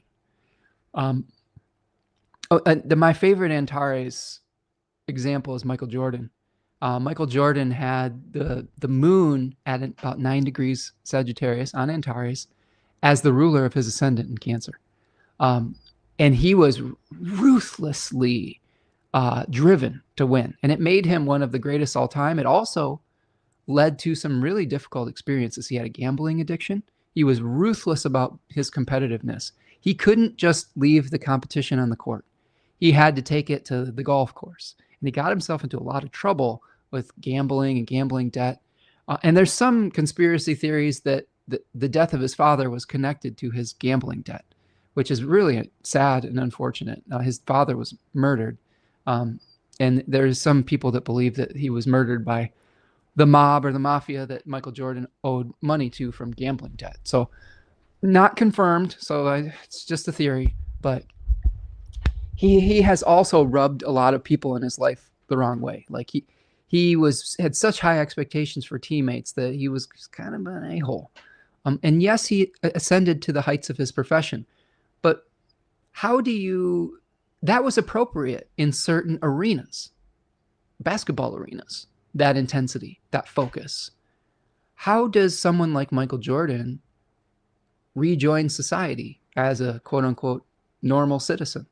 How does he manage that intensity when he doesn't have a basketball court to unleash that energy on? I don't know. I'm not in Michael Jordan's private life right now, but I think those are good questions to answer. And he's a good example for all of that, right? Let's see. Ani says, preach, LOL, sacred tokenomics shouldn't be tainted. Exactly. Yes. Say it louder for people in the back. Like, I really hate it when fascists co-op Tolkien language or white supremacists, co-op Tolkien language. Because, man, I'll tell you what, that guy wasn't perfect, but he was really trying to show relationship between people of different races, people of different viewpoints. He was talking about the dangers of doubling down on power, of power that consumes you, right? Not the pursuit of power. He was anti-power and consolidation of power. Like that's, and to see these oligarchs, these tech oligarchs, naming everything after someone who would have just like been sick to his stomach at what they are doing is, man, just the worst. But I digress. Okay, so Moon and Sagittarius 1 can join on Antares. Intensity, the ability to pursue our beliefs or find a vehicle for our beliefs, but without doing it in the way that will lead to a dangerous obsession. Okay, I have to remind myself of this. Like, I'm starting to get fixated on removing the asphalt in my yard to be able to achieve the vision, the passionate vision I have of a pollinator habitat, a food forest, new raised garden beds. And I will have to figure out if something comes to me where I need to be flexible, whether I can be flexible with that vision. Do you see what I'm saying? Like, everyone has little things like that in their life where they're attached to something that they really believe in, but they might have to work with others. They may have to adjust their vision to someone else's vision. They may have to work with other people with it. They might have to see things from multiple perspectives. All of those are mitigating factors around this full moon. Now, the host of the moon is Jupiter. And Jupiter is hanging out in the third 10-degree section of Cancer. And this is an exalted Jupiter. Now, one example, though, or one factor is that Jupiter is going to be in aversion to the lunation. So Jupiter's wanting to provide the types of themes that we're about to talk about, but there might not be an open line of communication to the sun or the moon with Jupiter, unfortunately. So we might have to do things in a different arena to get to the place that Jupiter wants to get to, potentially. The Jupiter theme that we're exploring right now, Austin Coppock calls this deck in the overflowing cup. Book of Thoth calls it the Lord of Luxury. The challenge that we're experiencing, I think, at this full moon is, are we able to have the resources necessary to carry out our luxurious vision. Now, another example of this, my beautiful daughter is going to a dress fitting tomorrow for her upcoming wedding. I wonder what how her vision and the ability to carry out that vision, how that matches up. You know what I'm saying? Like I'm sure that there will be some luxurious types of things presented at that. Same thing with my garden project. Maybe the vision that I'm trying to do, like maybe it'll be really expensive, and maybe I'll be like, I just can't afford to keep that vision going. I have to make adjustments. So what do you do if you have scarcity? What do you do if you have a surplus of something? These are the questions that Jupiter is asking. How do you take actions to bring balance to the excesses, right? Oftentimes we have a desire for things that are beyond our means. And we have to find alternative ways to carrying out this, the essence of what our vision is. I was going through this with my daughter the other day. Like we had some talks about she had some offerings that were, I don't know, maybe straddled an ethical line that I wasn't comfortable with. And they were aimed at a certain faction of society that maybe could afford them versus ones that couldn't. And the message was a little bit misconstrued as far as what her intentions were. And good on her. She was able to pivot and to admit that it wasn't landing the way that she intended, and she shifted course. Like that's the really important part of this. If the actions that we're taking aren't creating the results that we're intending, it's okay to admit that and to shift course. I wish that quality was more prevalent in our society today, instead of all of the doubling down on stupidity that we've seen in our political structure and in just daily life as well. So I don't think people are going to drag you down. Like if you make a mistake, or if you lack information, or lack someone else's perspective, and then you finally get that information and get that perspective, and then you shift course, I think people are pretty forgiving of that, and for the most part, because that shows growth and it shows humility. So how do we move away from a place where we feel like we have to have the very best of everything all the time, at the expense of others, or the expense of our integrity, or the expense of the planet? Really? This is something that I think about a lot, is our attachment to aspirational luxury, our attachment to the illusion that the oligarch class tries to share with us, that it could be you. Like you're just one lucky break away from being one of us. And it's a lie. You know what I mean? Like it's really like betting the health of our communities and our life on this planet on the spin of the roulette wheel that is like 1 in 10 billion. Do you see what I'm saying? Like those are the odds. You're betting that you will be able to join some destructive billionaire class. And what you're wagering is clean water, forests, food, the ability to share food and all of those things with others. To me, it's insane. It's insane. So how do we start to work through the dealing with excess? How do we understand what true luxury is? How do we understand what true wealth is? These are some of the questions that Jupiter asks us too. Like these are conversations I was having with my beautiful daughters. How much is enough? What do we do when we have more than we need? How do we serve our communities in ways that we are intending that can be available to the most amount of people possible, rather than just for an exclusive set of people or an exclusive few? That's one thing that I really rail against in my work quite vehemently, is I do not enjoy hierarchies, and I don't enjoy exclusivity. I don't really enjoy like saying you can only have this information if you are of a certain wealth class, or if you're a certain this or that. This is part of the reason I sometimes struggle in my business. Like because I try to keep this available for as many people as possible. And maybe I should have some better boundaries around it, but it's really truly a part of my value system to have this information available to people who need it.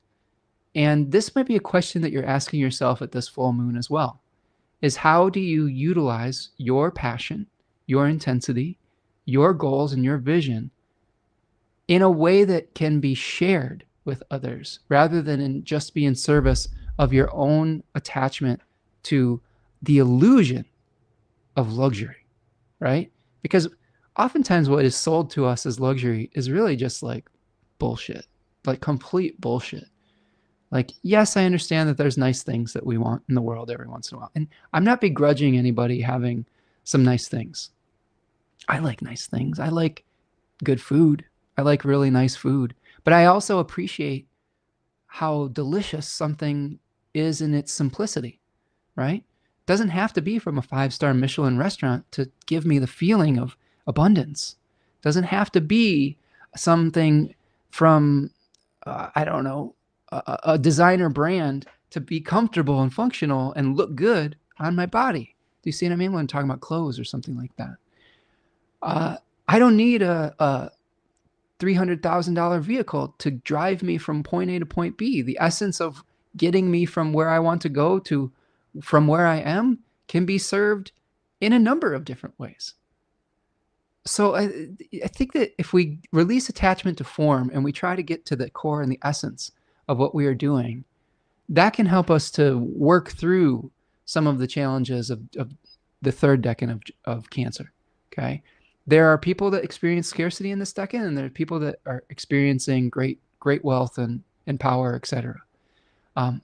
I'm learning as someone who is recovering from a little bit of financial trauma as a young person, who saw both the abuses of wealth and the lack of it, okay? This really weird kind of upbringing. I had one side of my family was very new money, with very flashy with their wealth.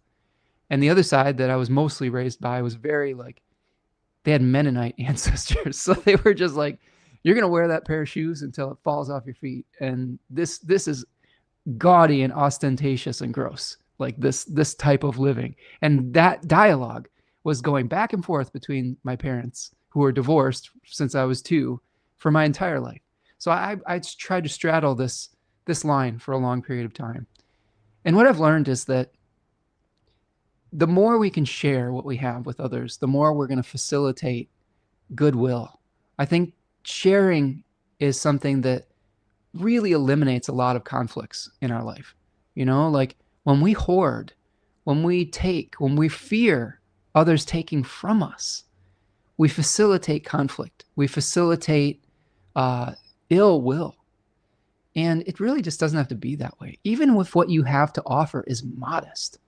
Sometimes it's just the ability to talk with somebody. I think I've talked about it in the past, but the house next to me is a place that houses people who are reintegrating into society and from being incarcerated. And a lot of times the people there are struggling with some really challenging mental health type of episodes and things like that. And there's a young gentleman there that is a little bit of a chaos demon, but he is endearing, and I've got a soft spot for him now. He recently got in a car accident, like his motorcycle, he ran his motorcycle into a truck or something. And he was kind of expressing some real challenging thoughts about staying incarnated on this planet. And I just was like, you know, man, listen, if you ever need to talk to somebody, just if you ever need like a shoulder to cry on, whatever it is, just come over and knock on my door. We'll talk it out.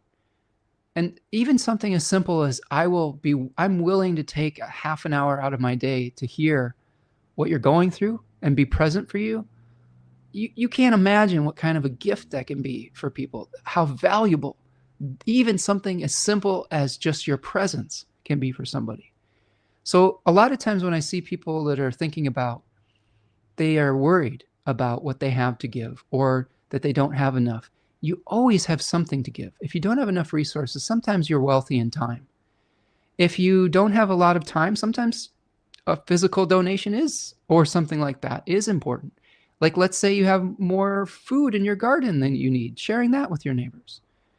Sometimes you have some wisdom that you want to share with somebody that you've learned from your own experience, even if it's from experiencing suffering. That can be shared with other people. So many different ways to share in abundance. Sometimes it's just a hug. Like, it's just so simple. And we really overcomplicate what it means to be wealthy. And I think that really asking those tough questions around that can really lead us to the real truths of this decan, is that we all have the ability to cultivate abundance and wealth in some area of life and share it with others. And you share without expectation. You give what you have to give, and then be open to receive however the cycle of reciprocity comes to you. Okay? Like I was, for example, the other day, like I was talking to my neighbor, and he needed someone to help him show his apartments. Like, so, he asked me for help doing that. I have plenty of time, and I live right next door, and I'd love to meet people and talk to people. So I offered that service. And he was able to like show me how to fix things in my own house. You never know how the cycles of reciprocity can function when you give what you have to give, right? All right, let me see. Ani says, Gemini, I'm thinking about the luxury of clean air, 4 cups, clean water. AI is destroying both as the wealthy put data centers in the poorest represented backyards. I mean, yes, I mean, if we want to do our weekly AI rant, we can, because yes, that is the greed of the oligarch class taking and extracting at everyone else's expense. So if you've been a regular here in the show, you know my thoughts on that. And the reps are selling them out. Absolutely. We need to keep talking about it. Ani says we could still give nice things. No need to be greedy and then blame China. Right? Exactly. Here's the thing. China's a nation of billions of people. I'm going to be probably pretty clear thinking that I don't think all those billions of people have, the ill intention of Americans in their minds 24/7. They're probably just trying to live. They're probably just trying to figure stuff out, just like we are, right? I will also say the citizens of a country are not their government. I think this is something we have to really consider when we're talking about global politics too. Is I've been connecting with a lot of people internationally, not only through this channel, but through other channels and I was talking about a game I was playing where I was conversing with people in other countries. And what I'm realizing is that these are people that are just going to their jobs, trying to take care of their families, trying to just pursue whatever is important to them.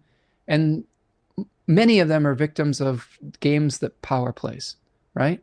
Even if it's a country that we quote unquote are in conflict with, it's so stupid. Borders are just so imaginary and made up, like we're just inhabitants of this human race, of this planet, of life on this planet, of the unified ecosystem. And once we start realizing that and start working together towards shared goals rather than just this illusion of separation, life would just be so much easier. I just walk around my neighborhood. I live in a beautifully diverse city called Ypsilanti.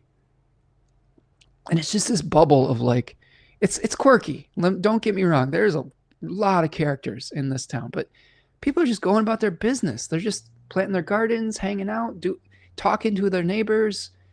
There's all sorts of diversity in this town, and they somehow find ways to make it work and to get along.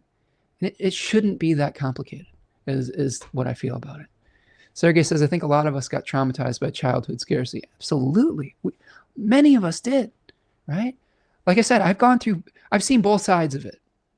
I had times in my childhood where one side of my family spoiled me rotten. Like as an only child, the oldest of all the grandkids, I was like the special little guy. But I had the misfortune of going and getting spoiled by one family and then coming back after visiting that family and getting like eviscerated for it. You know what I mean? Being like, ugh, I can't believe they got this for you. And like, that's trauma in and of itself. Do you know what I'm saying? Like, makes you feel like you're not worthy of anything on some level. So there's a lot of push and pull with that, even if you've experienced both sides of it. And then there was times where my dad and I struggled, where he was really struggling to make ends meet as a single parent for a number of years. So it's a lot of us has gone through this, whether we've seen the dangers of excess or the challenges of not having what we need. That's why there's so much wisdom and balance and in finding the middle path. I really am a believer in the middle path. We don't want to completely reject the types of resources that we need to live a happy and healthy life. It's not evil to like make money. It's just evil to hoard money and not share it with others at the expense of all other life on the planet. That is evil, right? And I think that when we start to realize that all of us are trying to go through and figure this out, it makes the solutions, I think, a lot more readily apparent. And I will say this too. I was watching this I thought this reel came up on Instagram or something like that with a guy on the Daily Show. He's an actor that was in Inside Chinatown. I don't remember his name exactly, but look up that movie, and he's on the Daily Show a lot. And he was being asked whether, since he's a public figure and does like political commentary as a comedian, does he get a lot of like blowback and pushback like you get online with people in person? He's like, you know what? The internet is just its own asylum, was the word he used. Because he's like, in general, when I meet people in person, they are really nice. Like, yes, we don't always agree on everything. But when you talk to people face to face, it is so much different than this echo chamber, right? This thing that this organism that encourages us to see the worst of society, or to feel empowered to say the worst things in the back of our mind that we wouldn't ever say to people face to face when we see the humanity behind someone. When we make them a real person and not an idealistic concept behind a series of ones and zeros. That's so important. And for us to be able to balance alternate perspectives and our own belief systems at this full moon in Sagittarius, you got to just go talk to people. Go talk to people in real life, not online. I love that you're here talking with us online. I think that there is value to that because we've cultivated some real kindness and openness in this particular chat and community. But go talk to your neighbors in person. Go have a conversation with someone IRL, in real life. See if you can find common ground with them. Look and see the humanity in their eyes. See what their struggles were. Like the conversations I had with my neighbor this week were really enlightening because I learned a lot about their struggles with some similar family challenges that I had no idea about. And I found a newfound compassion and perspective for them. So you never know what will come up when you can see the real person behind whatever the screen is. Javier is here, says, hope everyone's well. Nice to see you, Javier. Hope you're doing well, my friend. Okay, so that's Jupiter in aversion to the moon, attempting to figure out how to deal with luxury versus scarcity. So let's put the whole story together here now. Let's put the whole story together. So let's put this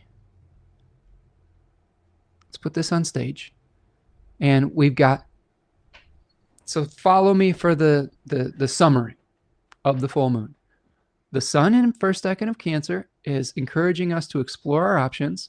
We might be feeling up to this point a little bit stuck by all the directions that we have to go in. Mercury hosting the sun might be encouraging us to make a hard line choice by potentially encouraging us to see things in high contrast, by seeing our way as the only way and the other way is wrong. And we're having to balance that out and make what feels like we have to make an ultimatum or a difficult choice in the moment. The moon is in the first decan of Sagittarius, looking for a host for our passion, that is looking for a vehicle to take these ideas and make them real. There is a transference of light from Neptune to Saturn, taking the idealism or the delusion and then coming into contact with the reality of it and concretizing it into something real. In the background, the Venus-Jupiter conjunction is starting to apply between Venus and Jupiter. Eventually, it will come together in the last degrees of Cancer, where we're having to understand what to do if we are trying to bring balance to something that is either excessive in our life through either pursuit of luxuries that are out of our grasp, or through being able to uplift others if we have more than we need. How do we support others' dreams and become balanced in the way that we deal with the resources that we do have?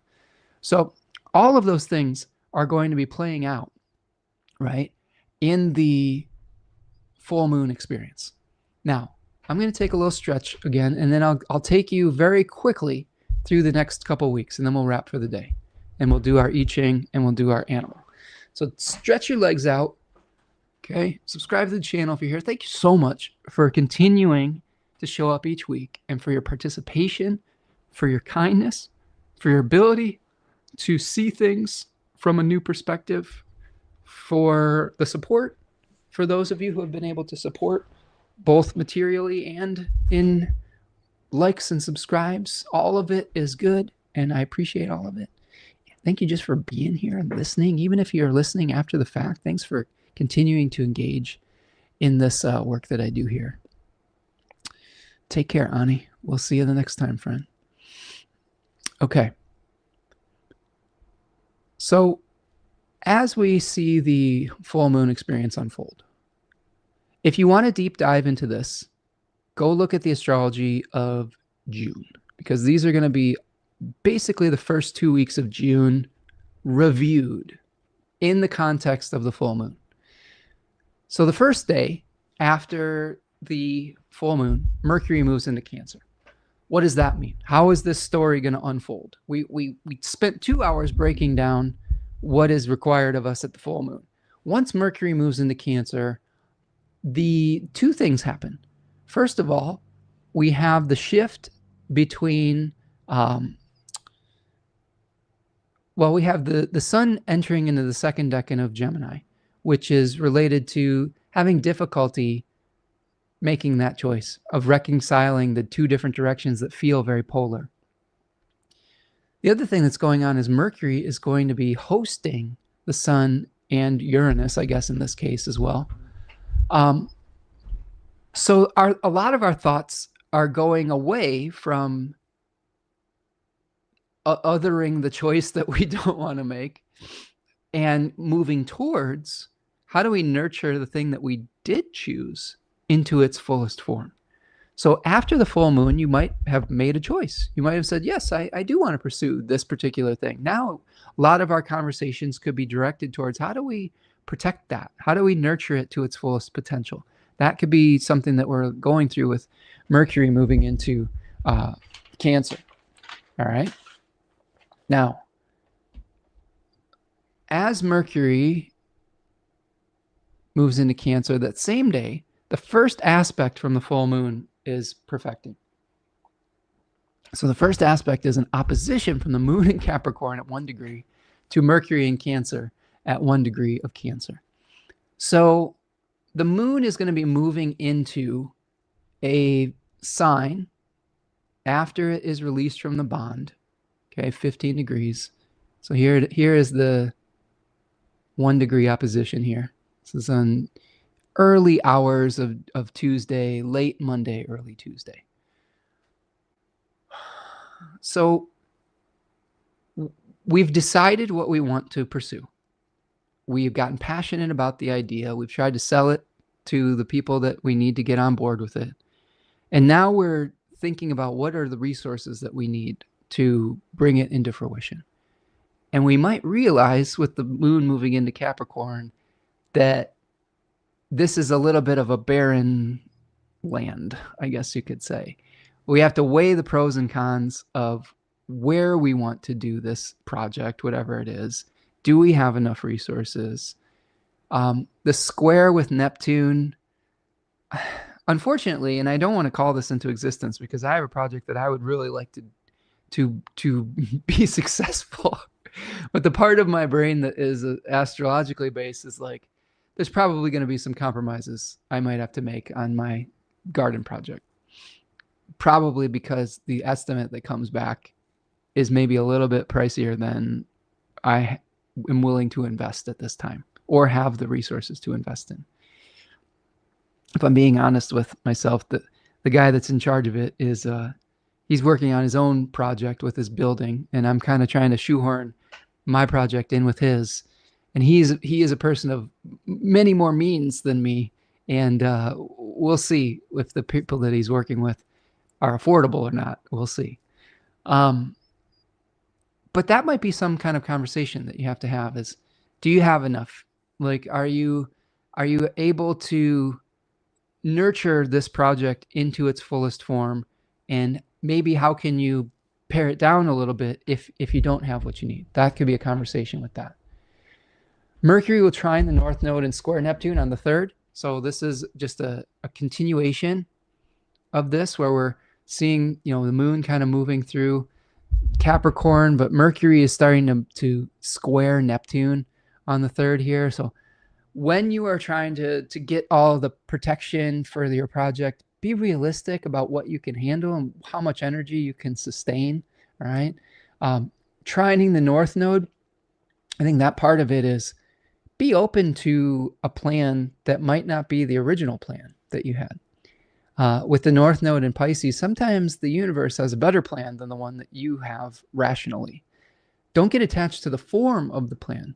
If the essence is still happening, the form can be different. So here's like an example in my case. Just I'm preparing myself for this.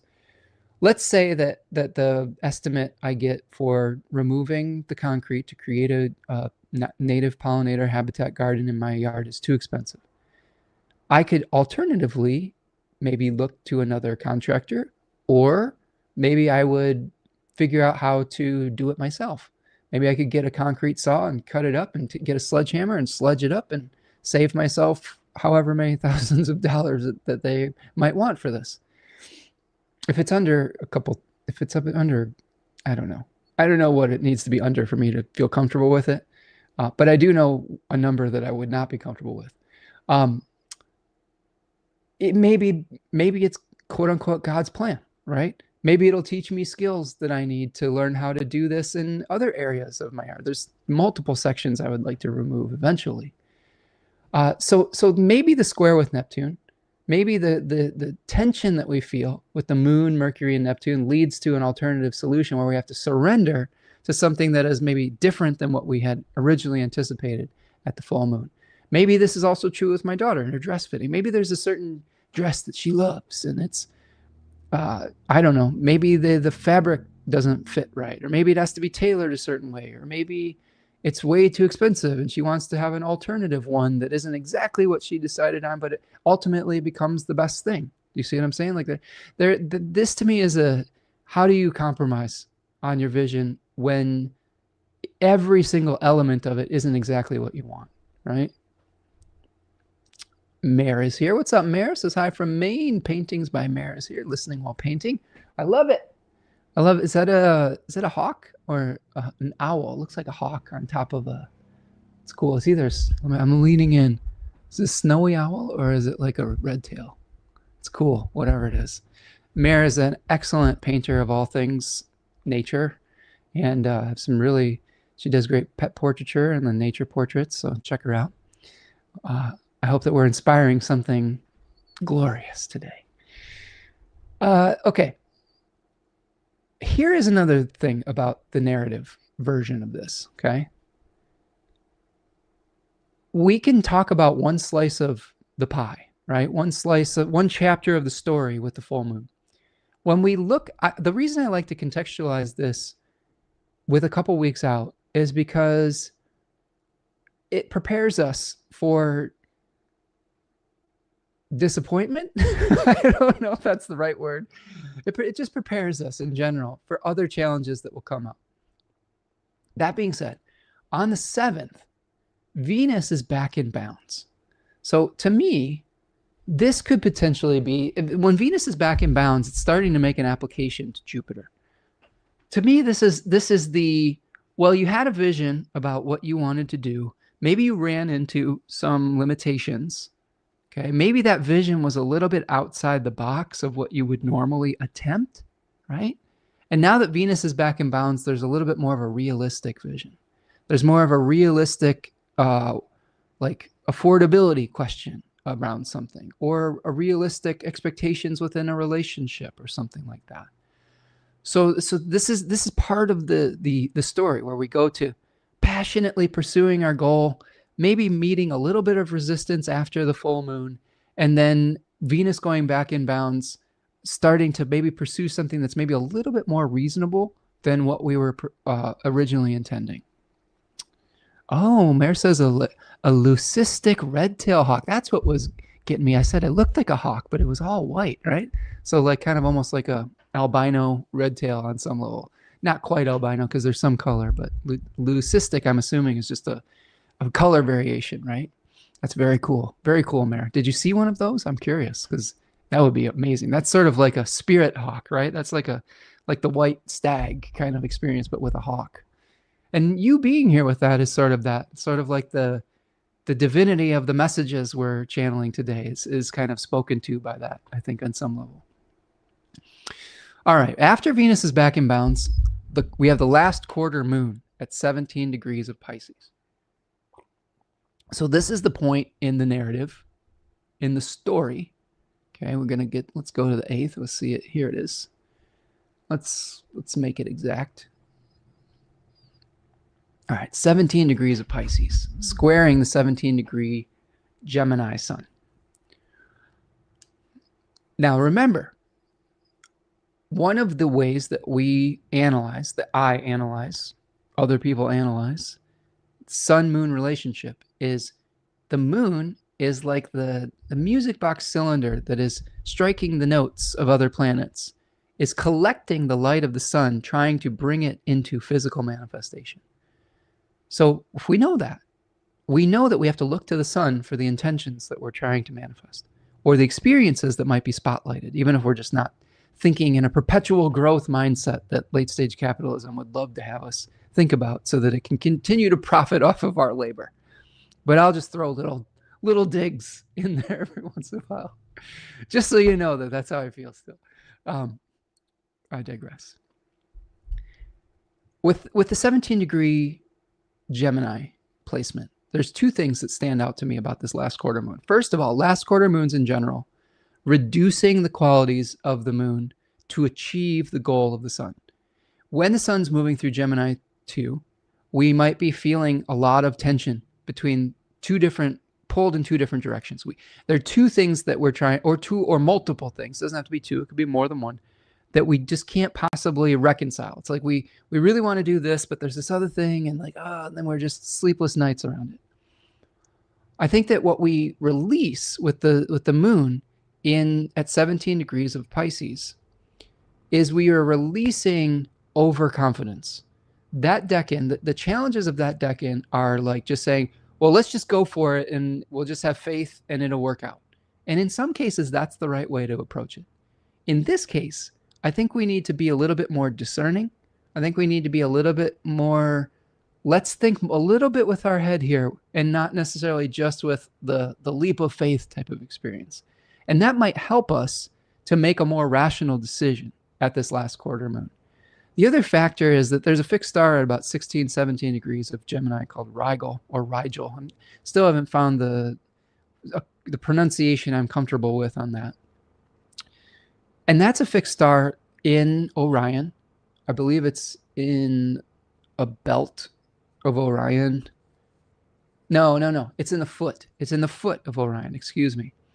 And it's the foot that is stepping into the river Eridanus, the first step towards humility of the hunter Orion on his journey to become the humble Hercules. Those two constellations are connected by the river Eridanus, the river of experience, the river of humility. And that hunter is starting to gather knowledge and wisdom through experience and eventually become the kneeling one, which is Hercules in the sky. So the way that I experience Rigel, I'll just settle on that for today, because I have this on my Venus, it's like drinking from the fire hose of information. It's like just you're overwhelmed with data, okay? And this could be a time where we're just overwhelmed with data and we just have to start parsing through it. And what we don't want to do is just say, It's just all data. Let's just push the button and go forward and whatever.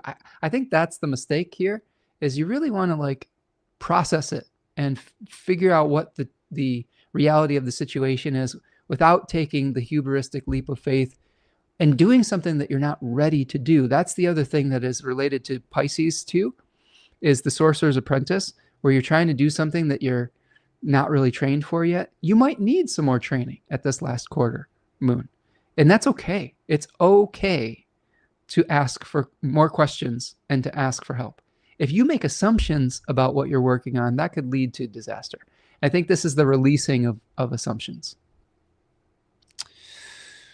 Mare says that's the title of painting. Spirit Hawk. There you go. Right? There you go. Oh, confirming our spiritual leanings with this hawk here today.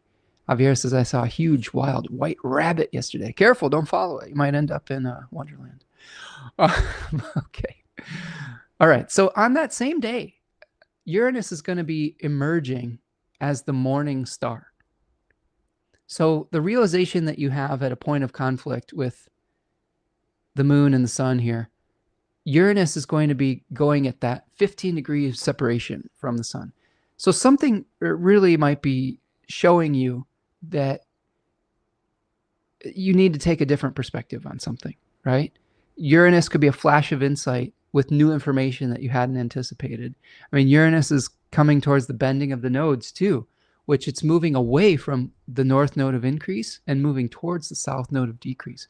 We may need to start processing all the information and just starting to concretize something into form by not necessarily having every element open-ended. I think that's another thing to think about.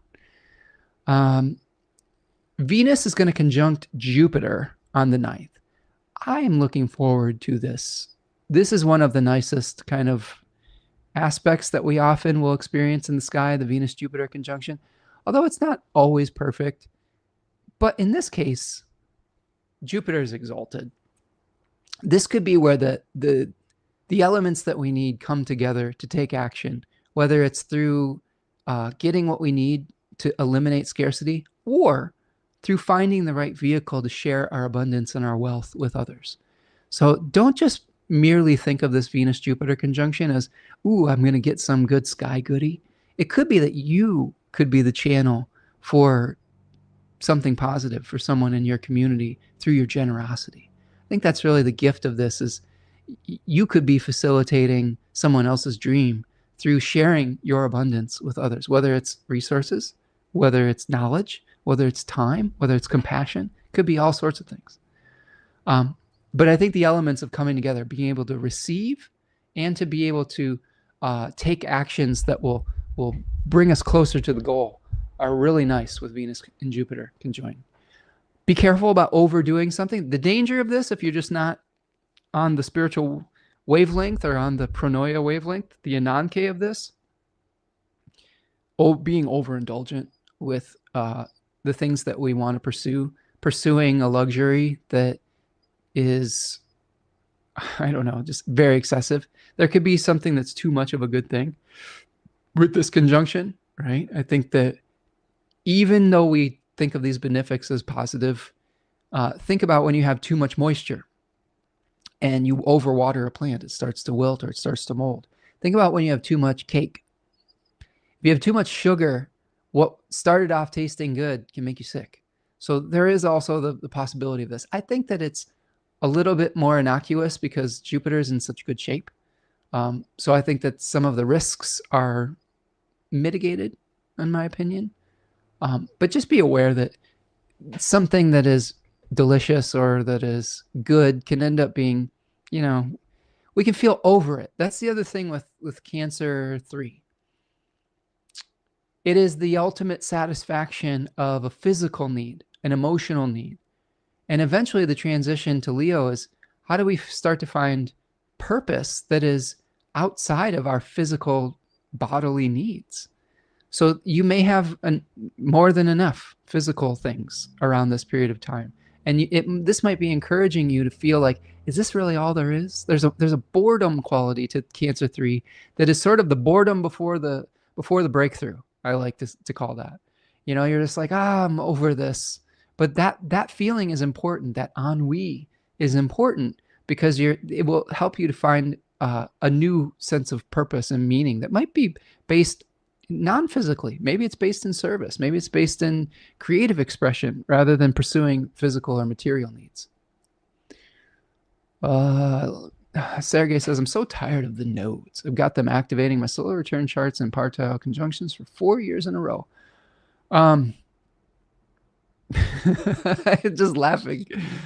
Not laughing at you, Sergey. I'm laughing at being tired of the nodes. We're never going to escape the nodes, friends. They're always going to be somewhere. And we're always going to have eclipses, you know, when the sun and the moon are, you know, in proximity to those. So how do we make friends with the nodes, Sergey, more than how do we become exhausted by them? I'm sure that like there are probably parts of life where certain nodal positions are definitely more challenging than others, for sure. But how do we find the balance between increase and decrease? How do we accept that there will be things that are going to flow out of our life and that there will be things that come in? And how do we make sure that we have the balance between those two things? To me, that's the way to do the nodes consciously, is not through leaning into one side or the other, as evolutionary astrology encourages us to do. That's one thing I do disagree with them about. I think it's through finding the harmony between the increase and the decrease, of cycling through like the Tao does, with the increase of the light and the increase of the darkness, or the decrease of the darkness, and that there's a little seed of its opposite in each of these. So when we increase, like say, let's take Pisces for example here, when we increase our ability to surrender to a divine plan that's better than our own, sometimes that actually helps us to manifest something into form, like the opposite Virgo would want to do. When we release our attachment to form, like the South Node in Virgo is asking us to do, sometimes it helps us to bring the essence of what we are desiring into form. Do you see what I'm saying? Like, I think that there's ways to find that middle ground. Not easy. And come back to me, Sergey, a few months from now, once the nodes have switched to Aquarius and Leo, which are angular for me, because it might be more painful. I'm going to have the South Node moving through my first house and the North Node in my seventh. So we'll see. but yeah, it's all about balance, my friend. Javier says, I won't stop pursuing the white rabbit. I just left Wonderland. Oh, okay. It says, I just left Wonderland, not buying a return ticket. Good. Okay, good. So you're not chasing that white rabbit anymore, Javier. Good. Sergey says, yeah, I don't know. Decrease of ascendant, Sun, Mercury, Venus, all sound bad to me. Maybe it's just decrease of attachment to the things that those represent, you know? Maybe through learning non-attachment, it brings you closer to a spiritual truth that alleviates anxiety, right? So I'm assuming you have South Node stuff on Virgo, maybe? To me, that is the release of anxiety around form. When we're not attached to form anymore, we have a lot less anxiety about how perfect that form has to be, of the details of that form. So I think that, yeah, and as Return to Sender, welcome friend, says, there's always a silver lining. There really is. There are certain things in life that are just unmitigatedly awful, but it's rare to be able to find that type of suffering.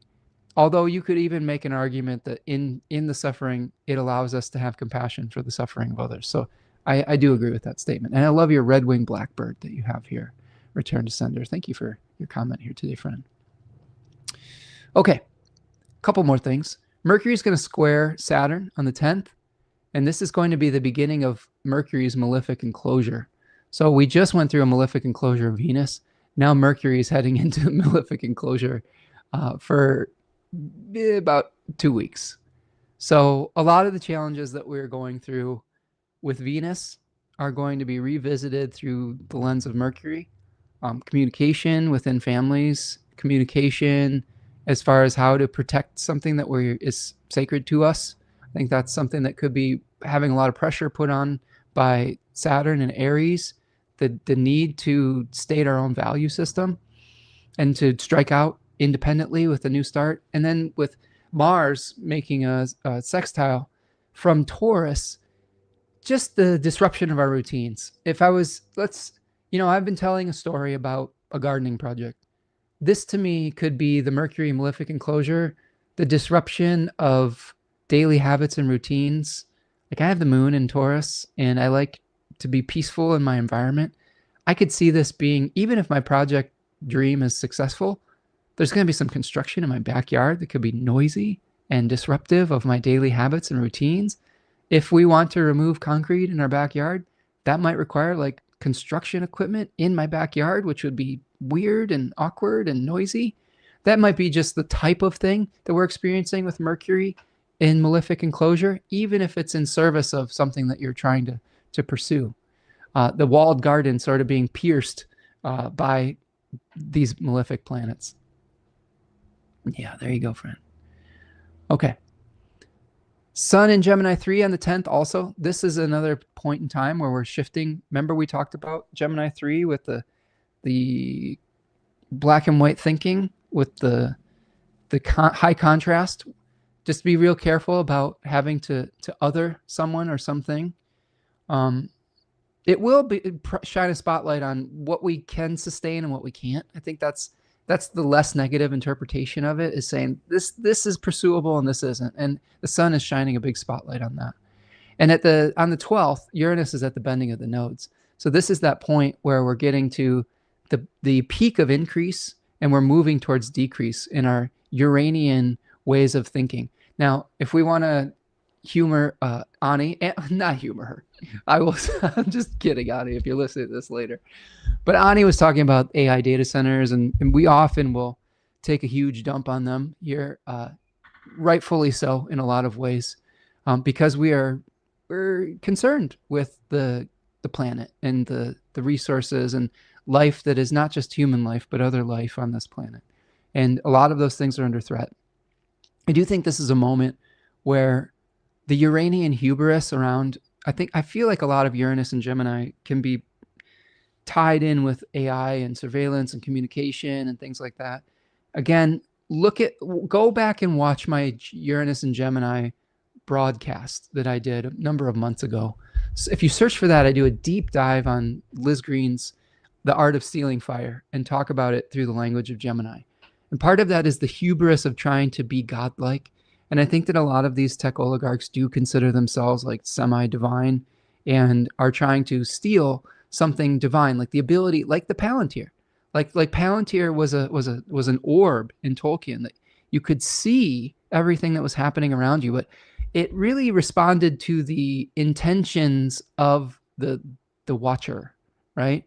Like it filtered it through the watcher's consciousness. Like if you think about that with Denethor, if you're Tolkien fans, Denethor was only shown what Sauron really wanted to show him. You see what I'm saying? It was like a mind control device. And I think that when we're trying to observe everyone through AI and these surveillance types technologies, and when we're destroying the planet to do so, communities are rightfully starting to push back. Like I've been reading a lot about the one in Utah, which is, I don't know if you all have heard about this, friends. That one's really scary. That one's like a data center that is roughly the size of Manhattan. Think about that. Manhattan, like 1,000 football fields or something like that. And it would raise the nighttime temperature like by like 20. It was some crazy like amount of degrees. Like it would raise the temperature of that area and increase its heat pollution and water consumption like exponentially. And that to me is wild. And the hubris involved with that is insane. So maybe this is a turning point where we start to make progress in bringing some sanity back to that type of thing. I don't know what that looks like. Maybe it's some legislation finally regulating these things, because they're unregulated at this moment in time. And even when communities are voting against it, these companies are still putting them in at in spite of what the community wants. So we'll see what that looks like moving forward. But that's a pretty pivotal moment for communication and for technology, but a peak of increase and a movement towards decrease. Mercury enters its retrograde shadow at 16 degrees on that day also. So we're getting ready for a Mercury retrograde at the end of June in the sign of Cancer, in the third decan of Cancer, questioning our excesses, and then retrograding all the way back to the place where we're questioning how we protect ourselves and our sensitivities and our projects so that they can be nurtured to their fullest form. So this could be the beginning of like asking questions of how do we get over the finish line with something, and are we spending too much money? That could be what the Mercury retrograde is all about. Venus moves into Leo on the 13th. Okay, so a shift from the ability to see just an attraction really more towards utilizing our spotlight. How do we wield our attention, and what are we using it for? It starts off in opposition between Venus and Pluto, though. So the question of visibility versus being scared of being visible is something that could come up with all of the planets moving into Leo this year because of the oppositions with Pluto. So we'll break that down as we get closer to it. That gets us to the new moon in Gemini at 24 degrees on the 14th. So this is the new moon on the 14th, which is Trump's birthday. So we'll see what happens. But this might be the beginning of like understanding what another choice that we have to make, where we have to move forward, the real choice that we have to make. To me, this full moon is almost like feeling like a false choice, ultimatum energy, a false completion. It's not the end of the choice. It is the very beginning of it, to be honest with you. It may feel like we have to intensely pursue a certain direction, but as we've seen in the astrology between this full moon and the new moon in Gemini 3, there's a lot that could happen that could shift our intentions and shift our actions. And this new moon is actually the real seed that's being planted, where we say there's no really going back on this one, right? So that's where we're trying to get to with that. That same day, Mercury is back in bounds. So if you're having some challenging mercurial significations, communications, etc., Mercury is going to be acting a little bit more, quote unquote, normally around this period of time, but it's getting ready to retrograde. So I guess those are kind of competing influences. That is what I've got for you for the astrology part of today. We're going to end today with an I-Ching and an animal. Animal's crazy, huh? I'll just tell you. Before we get to that, make sure you've liked the video, subscribe to the channel, follow me on social media at Spencer Michaud. Make sure that you are going over to spencermichaud.com if you want to do a reading, or if you want to check out my webinars. I've got a lot of cool offerings there. Visit the store for that. Make sure you support my partner, Tanya Andrews at Third Coast Mojo. And then if you want to purchase Super Chat, you got a few minutes left to do that today, or you can go to buymeacoffee.com if you want to support the channel in that regard. All right, let's talk about the I-Ching. One hexagram. This was like the second kind of week in a row we've had just a singular hexagram with no changing lines. It's abundance. So here is the hexagram 55. And this translates to abundance. And this kind of makes sense with the Jupiter hosting in Cancer 3 in particular. Zenith, fullness, splendor, plenty, being generous, acting decisively, living in the present, making the most of the good times. The judgment says abundance, success. The king approaches. Do not be sad. Be like the sun at midday. The sun at noon will surely descend as it has ascended. But in the meantime, it shines brightly, bestowing warmth and radiance on everything beneath it. In the same way, you now face a moment of rare brilliance and abundance. Everything is now possible. Relationships will flourish. Ambitions can be achieved. This is what I was thinking with the moon trining Neptune and Saturn. It's not necessarily a blockage. It's maybe even a concretization of something into reality. Do not worry that things will not always be this perfect. That's right. So that will only cause you to freeze up. That will only cause you to do the Gemini 1 position. You're like, oh, everything's too good. Sometimes we don't trust things if they're too good, right? If you mourn what has not yet happened, you will waste your opportunity to do good in the present. Therefore, the text advises you to be like the sun at midday, joyous, powerful, energetic, generous, and happy. Size up the problems before you. Weigh the circumstances objectively. Then go out and take care of business. Success is assured. It is your time to shine. How can you make the good times last as long as possible? The answer, once again, is to take your cue from the sun. The sun is the very symbol of optimism and generosity. This is something that I wanted to lean into, maybe in future webinars or whatnot. But how do we become the most generous parts of ourselves through our solar decan? What do you have to give to the world, right? It does not try to keep its warmth and energy for itself. It spreads its light throughout the heavens, bringing clarity to everything beneath it. It does not worry that it will burn out someday.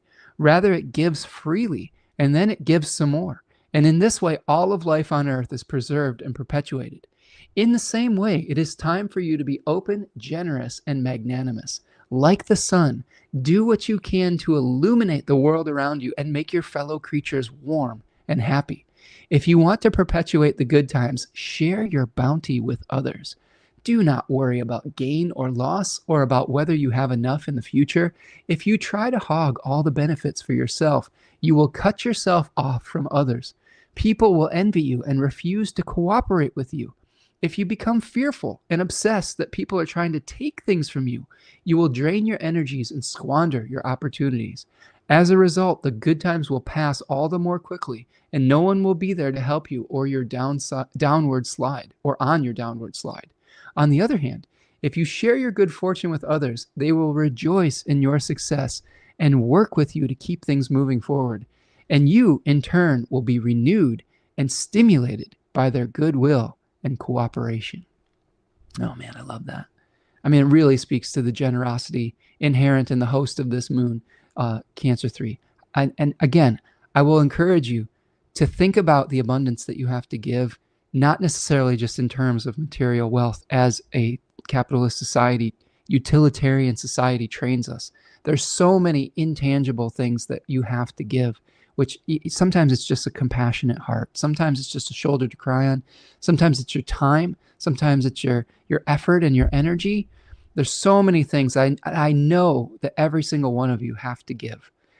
So how can we tap into that as a community? How do we uplift one another through sharing our unique genius or what we are abundance in? So that is the hexagram. Abundance, no changing lines. I love it. Now this animal, I haven't gotten this before. And it's really kind of a contrast. We'll see if we can look through it. This is the Jersey Devil. Now, since I've started pulling random numbers from, you've been started using a random number generator for my book, Animal Frequency, Bibliomancy. Since I started doing that, instead of just flipping through, I've gotten a lot more mythological animals. This book has native animals, the current animals, domestic animals, wild animals, but it also has mythological creatures. And the Jersey Devil is one of those. All right, so let me read to you this, because this is a really fascinating story, and we'll see if we can parse this out. According to legend, the Jersey Devil is a cryptid creature that lives in the pine barrens of southern New Jersey. Now, the picture that I've chosen here was the actual illustration from 1909 when they were reporting on this. Okay, so keep that in mind, because I have some thoughts about what this might be. Excuse me. It has the head of a goat with horns, red eyes, small arms with claws, cloven hooves, wings like a bat, a forked tail, the body of a kangaroo. So this is like a real chimera on some level. Maybe kind of Gemini coded, right? The legend says that in 1735, a woman named Mother Leeds found out that she was pregnant with her 13th child and swore it would be the devil. The child was born on a stormy night. At first, it looked like a normal baby, but then transformed into a beast. It killed the midwife and then flew up the chimney. After circling the village, it flew into the pine trees. It was said to emit a blood-curdling scream and could bark. Since its birth, it has destroyed farmers' crops, poisoned the water in the area, killed livestock, and would appear before ships wrecked along the New Jersey shore. This animal has talents for creativity, curiosity, evasiveness, fearlessness, flight, indestructibility, invisibility, moving through the shadows, nocturnal, open-minded, practical, quick reflexes, shyness, and strength. Challenges, arrogance, right? We have the arrogance that sometimes can come through. Antares was saying it's my way or the highway kind of thing. Belligerence, destructiveness, impracticality, intimidation, unpredictability. When Jersey Devil appears, it means that you are fearless in the face of adversity. You have an inner strength you rely on to achieve what you want out of life and to get you through difficult situations. Jersey Devil has quick reflexes. It can be invisible to humans and move silently through the shadows. You also rely on your quick wit and reflexes to get you out of tight spots. You can become invisible to others when it suits your needs, hearing what you need to know without others being aware of your presence, and you easily move from within the shadows if necessary. These qualities make you a great detective, whether or not it is your career. When confronted, you have your own knack of evading questions you don't want to answer and are able to hold your own if someone is antagonizing you. It is easy for you to turn a negative situation into a positive one because you are connected to the universal flow. People see you as a quiet but powerful person who gleans great insights from little things that go often unnoticed by others. You may enjoy flying, hang gliding, rappelling, or other outdoor sports. This animal can assist you when you need to move quickly or change directions at a moment's notice. You tend to be practical, handy, and creative. If something needs to be fixed, you take on the task instead of waiting for someone else to do it. Jersey Devil can help you be more open-minded and not locked into one train of thought. I love that for the Gemini portion, kind of mitigating maybe the obsessiveness of the moon in Sagittarius. It has a curious nature, but is shy about being seen, so it prefers the nighttime over the daylight.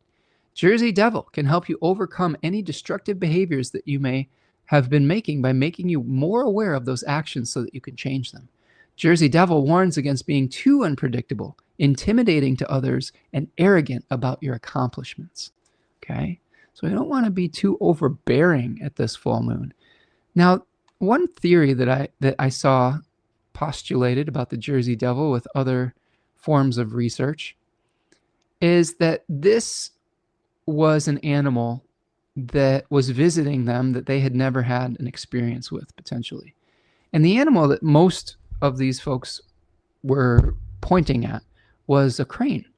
I don't know if any of you have ever seen a sandhill crane before, but they're these giant gray birds with long legs that look almost exactly like this, with a very pointy beak, sort of like this, with a red face that looks sort of devilish. And they make this crazy sound, especially in flocks. Like it almost sounds like ships rattling and like this, like it's otherworldly if you've ever heard a crane call. So that might be a secondary animal to look up around this with the Jersey Devil. The crane often talks about longevity, family loyalty, being able to work well with others. And maybe that's part of a secondary message with that. So look up some of the significations around the crane too if you're curious about that. All right, my friends, that is what I have for you today. Thank you so much for hanging out with me. It has been lovely. Thank you for all of your comments. Thank you for all of the insights that you've shared from your experiences. When we connect the astrology with our experiences, we become so much more powerful in our insights. And I hope that this full moon will serve you well. I hope that you are able to appreciate the gifts that you have to offer others, that through sharing what you have to offer, however grandiose or humble it may be, that you are doing the work of uplifting the people in your community and uplifting others around you. That to me is true wealth. This is something that indigenous cultures from around the world experienced wealth as. It was not what you had to accumulate and what you had to hoard. It was what you had to give to others is what truly made you wealthy. And I think that that's something that we can take with us through this full moon in Sagittarius. So that's what I've got for you today. Thank you so much, friends. Stellar Rendition says, love sandhill cranes. A family used to live near me. I got to see their beautiful mating dance and their offspring the following year. So magical. They live around me too. In southern Michigan, they are very much a presence around here, and they are very otherworldly, beautiful, beautiful birds, very, very awe-inspiring for sure. Javier says, I swear they make fun of this guy in The Simpsons, the Jersey Devil. Yeah. I think that the New Jersey Devils are actually named after them. Javier says, I saw a crane today. Well, there you go. There you go. And a deer. Okay. All right, friends. Thanks again for hanging out. We will see you, let's see, potentially next week. We'll see. I've been doing a little bit more of, I need another week off here and there. So I've been taking a little bit more breaks. So I hope that that's okay, that new rhythm is working out for everyone, because I need it in my life. I will still commit to doing all the new and the full moons and the monthlies, but I might be trying to incorporate some breaks into there. So if you see me, you see me. If you don't, I'll always post something that will help get you ready for the week ahead, right? That's why I like to incorporate the other week's astrology here. So even if I'm not live one week, that you still have something that you can look back to help prepare you for the transits. So thank you, friends, for being here. We'll see you the next time. And thank you so much for hanging in there. And be kind to yourself, right? Appreciate what you have to offer the world. And it's really going to smooth out your interactions with people. I really, truly believe that. Talk to people face to face too. Don't just interact on the internet. I love that we have this interaction on the internet, but get to know people in real life face to face. And I think you'll realize that they're going through a lot of the same struggles that you are, even if they have differences of opinion, or if their truth is a little bit different than yours in the moment. So kindness is the key. All right, friends, that's what I've got for you. Have a good one. Peace.